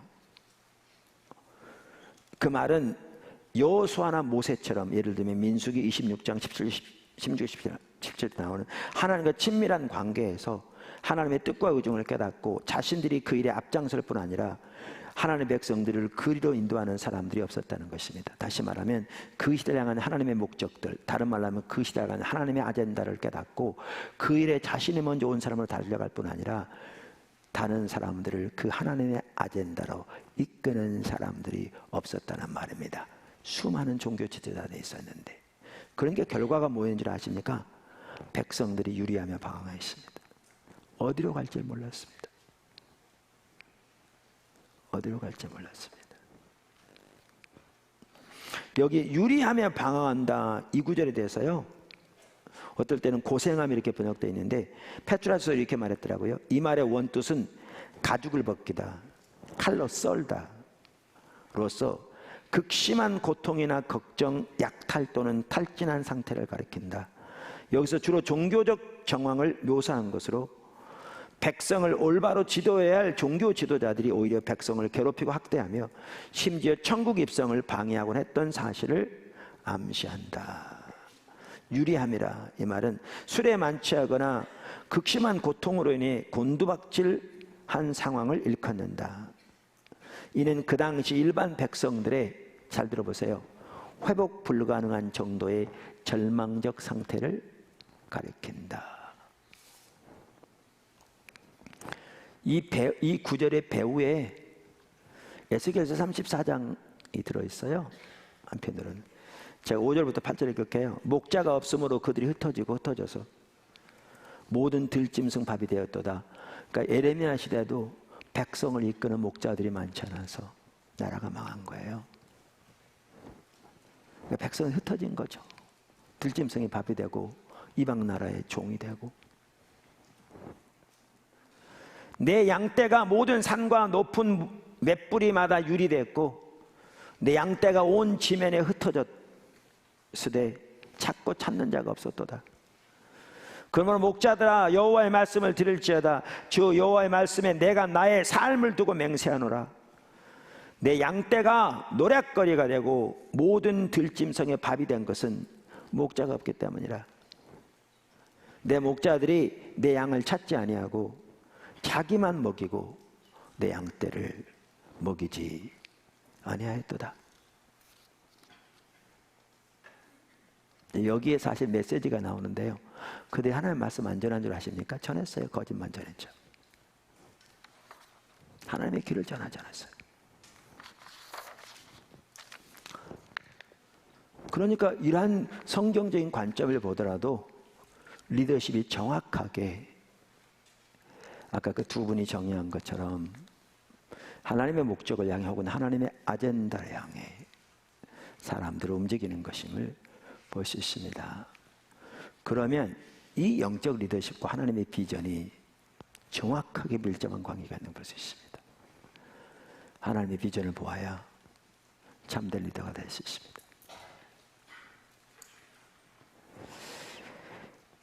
작은 두 번째, 영적 지도자의 임무, 영적 리더의 임무. 아까 헨리 블랙가비 목사님은 영적 리더십을 그렇게 정의하고 난 다음에 그 정의에 포함된 영적 리더십의 특징 5가지를 거기에 나열하고 있습니다. 기술하고 있습니다. 제가 한번 읽어보겠습니다.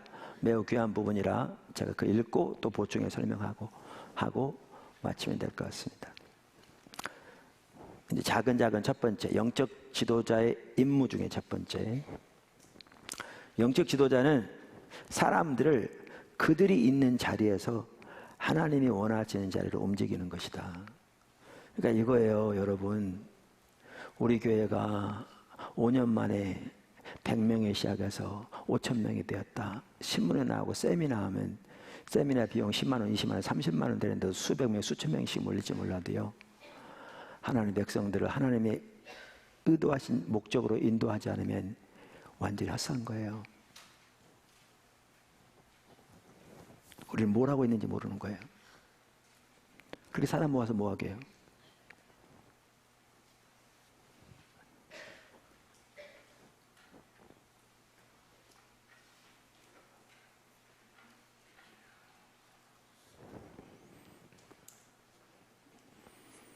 영적 지도자의 임무는 사람들을 그들이 있는 자리에서 하나님이 원하신 자를 움직이는 것이다. 여기서 아주 중요한 게 아까 말한 대로 영적 리더십은 영향력입니다. 영향력입니다. 그래서 헨리 블랙가비 목사님들이 이렇게 얘기해요. 영적 지도자는 하나님의 뜻을 이해한다. 하나님의 의제를 이해한다. 말씀드린 대로요. 리더십의 중요한 요소 중에 하나는 어디로 가는지를 알고 어떻게 가는지를 아는 것입니다. 하나님 우리를 리더로 세우실 때 우리가 하나님을 간절히 구하는 자리에 있으면 하나님이 그들에게 주신 은혜 중에 하나가 그들을 리더로 세우셨기 때문에 어디로 가는지를 알고 어떻게 가는지를 아는 겁니다. 제가 오래전에 포도나무 교회에서 신학교로 가는 한 분을 옆에 태우고 신학교 바르다 주면서 그분이 학생 사역에 대해서 관심이 있었거든요. 제가 그분에게 물었어요. 전사님, 전도사님은 지금 하나님의 캠퍼스에서 어떤 일을 하고 계신지 보이세요? 안 보인대요. 그럼 하나님의 전사님을 리더로 세우지는 않습니다. 지금까지 할 사역이 이루어지고 있지 않아요. 리더는요, 어디로 가는지를 알고 어떻게 가는지를 아는 사람이 리더입니다. 제가 교회 회복의 길 나누잖아요. 제 눈에는 어떻게 하면 교회 회복될지 보여요. 여러분 이번 주간에 나눈 것들이 단순한 몇 가지 정보 쌓아놓은 게 아니에요. 여러분 그대로 보세요. 그대로 돼요.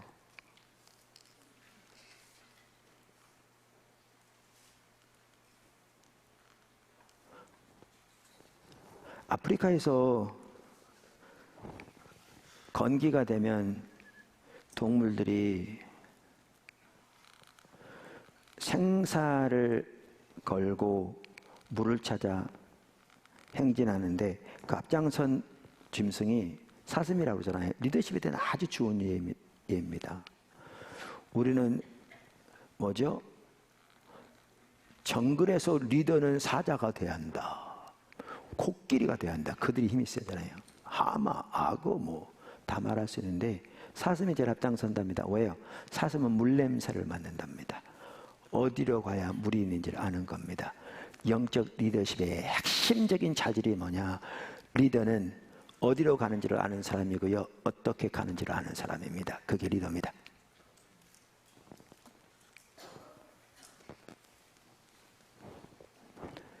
그게 모두 하나님과의 관계에서 나옵니다.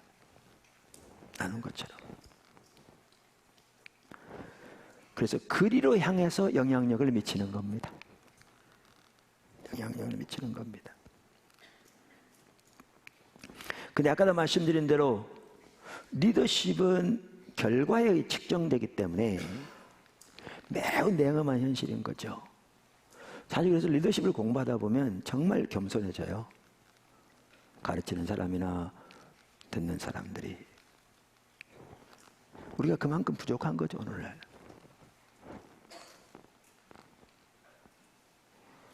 결과에 의해서 측정되기 때문에 헨리 플래카 목사님이 이렇게 얘기합니다. 그러므로 사람들을 하나님의 의지로 인도하는 데 실패했으면 그는 리더로서의 역할을 감당하지 못한 것이다.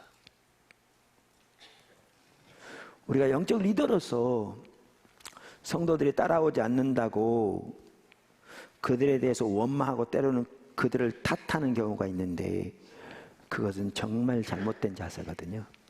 잘못된 자세입니다.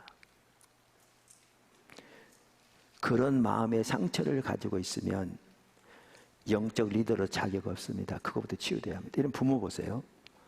부모가 자녀들이 올바로 따라오지 않는다고 자기가 앉아서 자녀를 막 책망하고 심지어 저주에 가까운 말하고 이건 절대 부모로 올바른 자격 없습니다. 리더가 아닙니다. 오히려 자녀를 죽이고 있는 겁니다. 그를 저주하고 있는 거죠. 그리고 그런 상태에서 기도한다고 하나님이 그 기도 듣고 자녀에게 역사하지 않습니다. 완전히 병들어 있는데 그 병부터 치유돼야 합니다.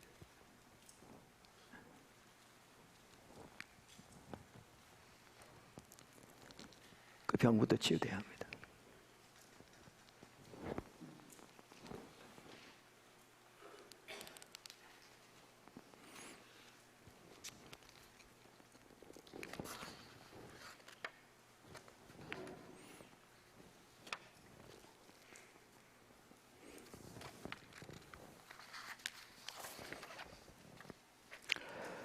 자, 그래서 리더는 이렇게 움직이는 것인데 영향력을 미치는데 여기에 중요한 게 이제 하워드 가드는 이렇게 얘기했습니다. 어떻게 영향을 미치는가?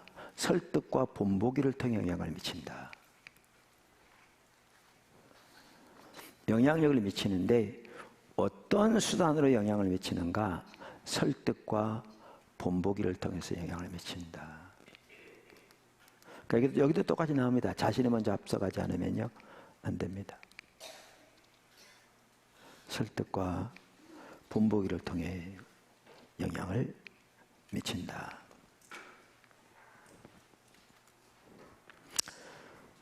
작은 두 번째, 그러니까 임무 두 번째, 영적 지도자들은 성령님께 의존한다. 궁극적으로 사람들 속에 변화를 가져다 주신 분은 성령님이십니다. 그러므로 하나님의 종들은 하나님을 의지합니다. 물론 성경에 보면요, 하나님이 일하시되 하나님의 종들을 통해 일하십니다. 둘이 같이 갑니다. 그러니까 리더들을 통해서 일하시되 결국 일하시는 분은 누구예요? 하나님이십니다. 그러므로 하나님의 사람들은 하나님을 의지합니다. 성령님을 의지합니다. 이렇습니다. 간단히 요약하면 이렇습니다. 자, 리더들은 먼저 자신이 성취자가 돼야 한다고 했잖아요. 이렇게 해야 합니다. 리더들은 자신이 먼저 주님을 따라가야 합니다. 하나님의 비전만 하더라도요, 하나님의 비전을 보고 자기의 온 삶을 먼저 따라가야 합니다. 하나님을. 두 번째, 그리고 하나님의 인도를 따라 그 하나님의 비전을 나누고 하나님의 길을 가르치고 하나님의 목적을 그들에게 나눕니다.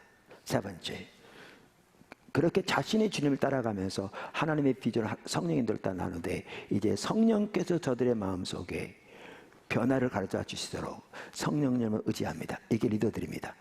부모가 자녀에게 할 때도 그렇게 해야 합니다. 이게 리더들이 섬기는 방법입니다. 비전을 나눌 때건 비전을 공유할 때건 하나님의 길을 나눌 때건 하나님의 목적으로 사람들을 움직일 때건 이렇게 하는 겁니다. 이렇게 자신이 하지 않으면 인위적인 방법으로 사람들을 바꾸려고 노력하고 자신은 가지 않으면서 그리고 그렇게 안 된다고 원망하고 상처가 있으면 리더들은 병들어 있는 겁니다. 잘못되어 있는 겁니다. 그리고 그렇게 열매로 검증되지 않으면 리더는 자기 역할을 다 안 한 겁니다. 그렇게 했을 때 모든 사람이 다 변화될 거란 얘기는 아닙니다. 예수님을 보십시오. 하나님의 아들이 땅에 오셨는데도 예수님이 가르친 모든 사람이 변화되지 않았습니다. 그러나 분명한 한 가지는 그렇게 나갈 때 하나님께서 하나님의 사람들 속에 변화를 일으키기 시작하십니다. 교회들을 세워가기 시작하십니다. 저는 이렇게 표현하거든요. 이렇게 하나님의 길을 따라 줄기차게 따라가고 전하고 가르쳤다. 그런데 교회가 너무나 마음이 굳어져서 이게 이제 오늘 오후에 살펴볼 겁니다. 오후에 어떤 교회 리더들을 세울 건가? 교회 중직들을 어떤 사람으로 세울 건가? 어떻게 세울 건가? 왜냐하면 교회가 하나님 따라가려면 교회 리더십이 올바로 안 세워지면 교회 못 따라갈 거거든요. 하나님 못 따라갈거든요. 왜냐하면 거기서 차단시켜버릴 텐데다.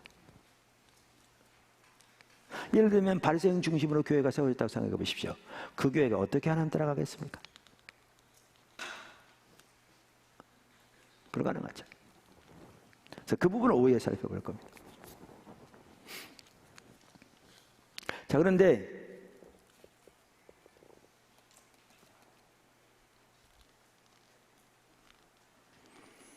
저는 이런 얘기를 가끔 하거든요. 교회가 어떤 분은 그래요. 목사님은 처음부터 개척했기 때문에 이렇게 가능했다. 기존 교회를 변화시킨 건 정말 쉽지 않다. 틀린 말은 안 해요. 근데 개척해서 이렇게 하는 거요. 그거 기존 교회 변화시킨 건 못지않게 훨씬 어려워요. 어려움의 종류만 다를 뿐이에요. 똑같아요. 자, 그런 저는 이렇게 얘기해요. 그렇게 리더가 줄기차게 주님을 쫓아가면서 주님 인도한 대로 나누고 성령님만 의지해서 갔는데 한 명도 안 받겠다. 근데 줄기차게 가면요, 자기는 바뀔 거예요. 자기는 세워질 거예요. 저는 이렇게 말하거든요. 목회자 한 명만 세워져도요, 세계 살릴 너무너무 많아요. 저는 과거에 저는 다 준비된 것 같았는데 하나님은 전혀 모르신 것 같아서 맨날 어느 때까지 외쳤다니까요. 아까 말씀드린. 근데 저는 뭐 이렇게 리더로서 이렇게 그렇게 큰 리더, 꼭 그렇게 표현하면 그런데 영향력이 큰 리더 이런 건 아니라고 생각하는데 제 수준에만 보더라도요, 지금 세계적 할 일이 너무너무 많아요. 일꾼이 없어요. 신학교 나온 사람 세고 썼어요. 박사들도 세고 썼어요.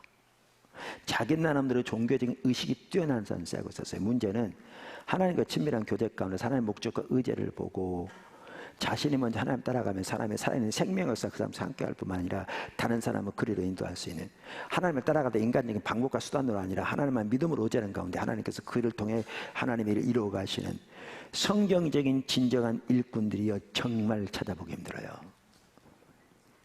일할 곳은 너무너무 많은데.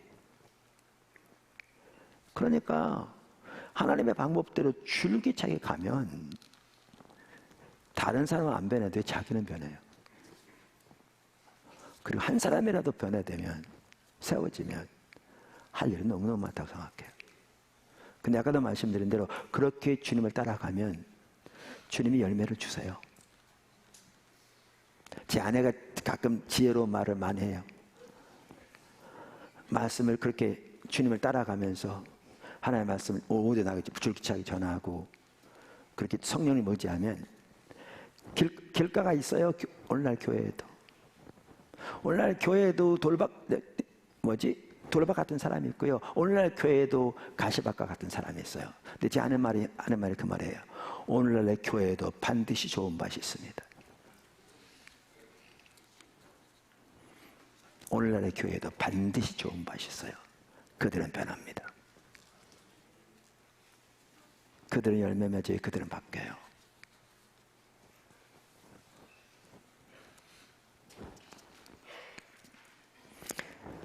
작은 세 번째, 영적 지도자들은 하나님께 책임을 집니다. Accountable to God.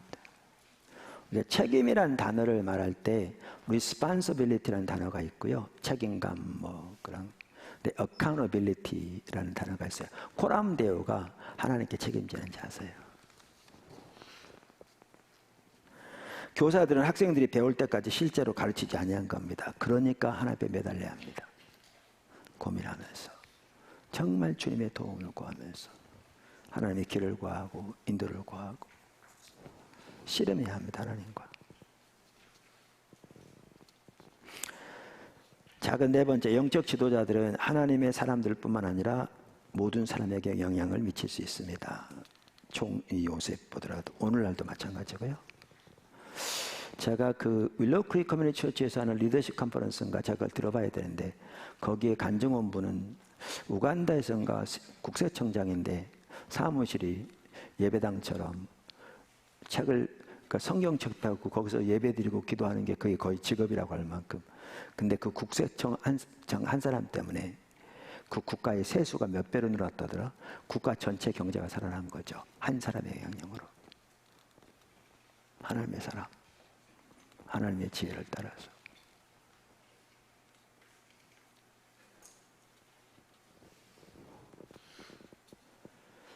다섯 번째, 영적 지도자들은 하나님의 의지를 위해서 일합니다. 그들은 자기의 의지를 추구하지 않습니다. 오늘 이게 정말 중요합니다. 영적 지도자들은 자기의 의지를 위해 일하지 않습니다. 이 하나만 보더라도 오늘날 우리가 얼마나 심각한가를 볼 수 있습니다. 다 하나님을 평지하에 사는데 자기 의지를 위해 일하는 경우가 대부분입니다.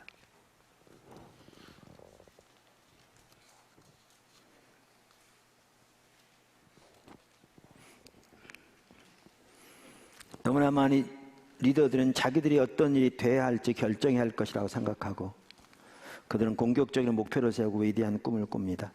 그들은 비전을 제시하고 하나님께서 그들의 의지에 동의하셔서 도와주시고 복 주시도록 기도합니다. 그러나 그것은 리더할 일이 아닙니다. 예수님 자신도 자기의 의지를 위해 하지 않습니다. 예수님은 반복적으로 나는 스스로 아무것도 할 수 없다. 나는 아버지가 행하시는 걸 본다. 그것을 나도 행한다. 그리고 그 아버지의 일을 행하는 것을 예수님은 자신의 양식으로 하셨습니다. 영적 지도자는 하나님의 의지를 위해 일합니다.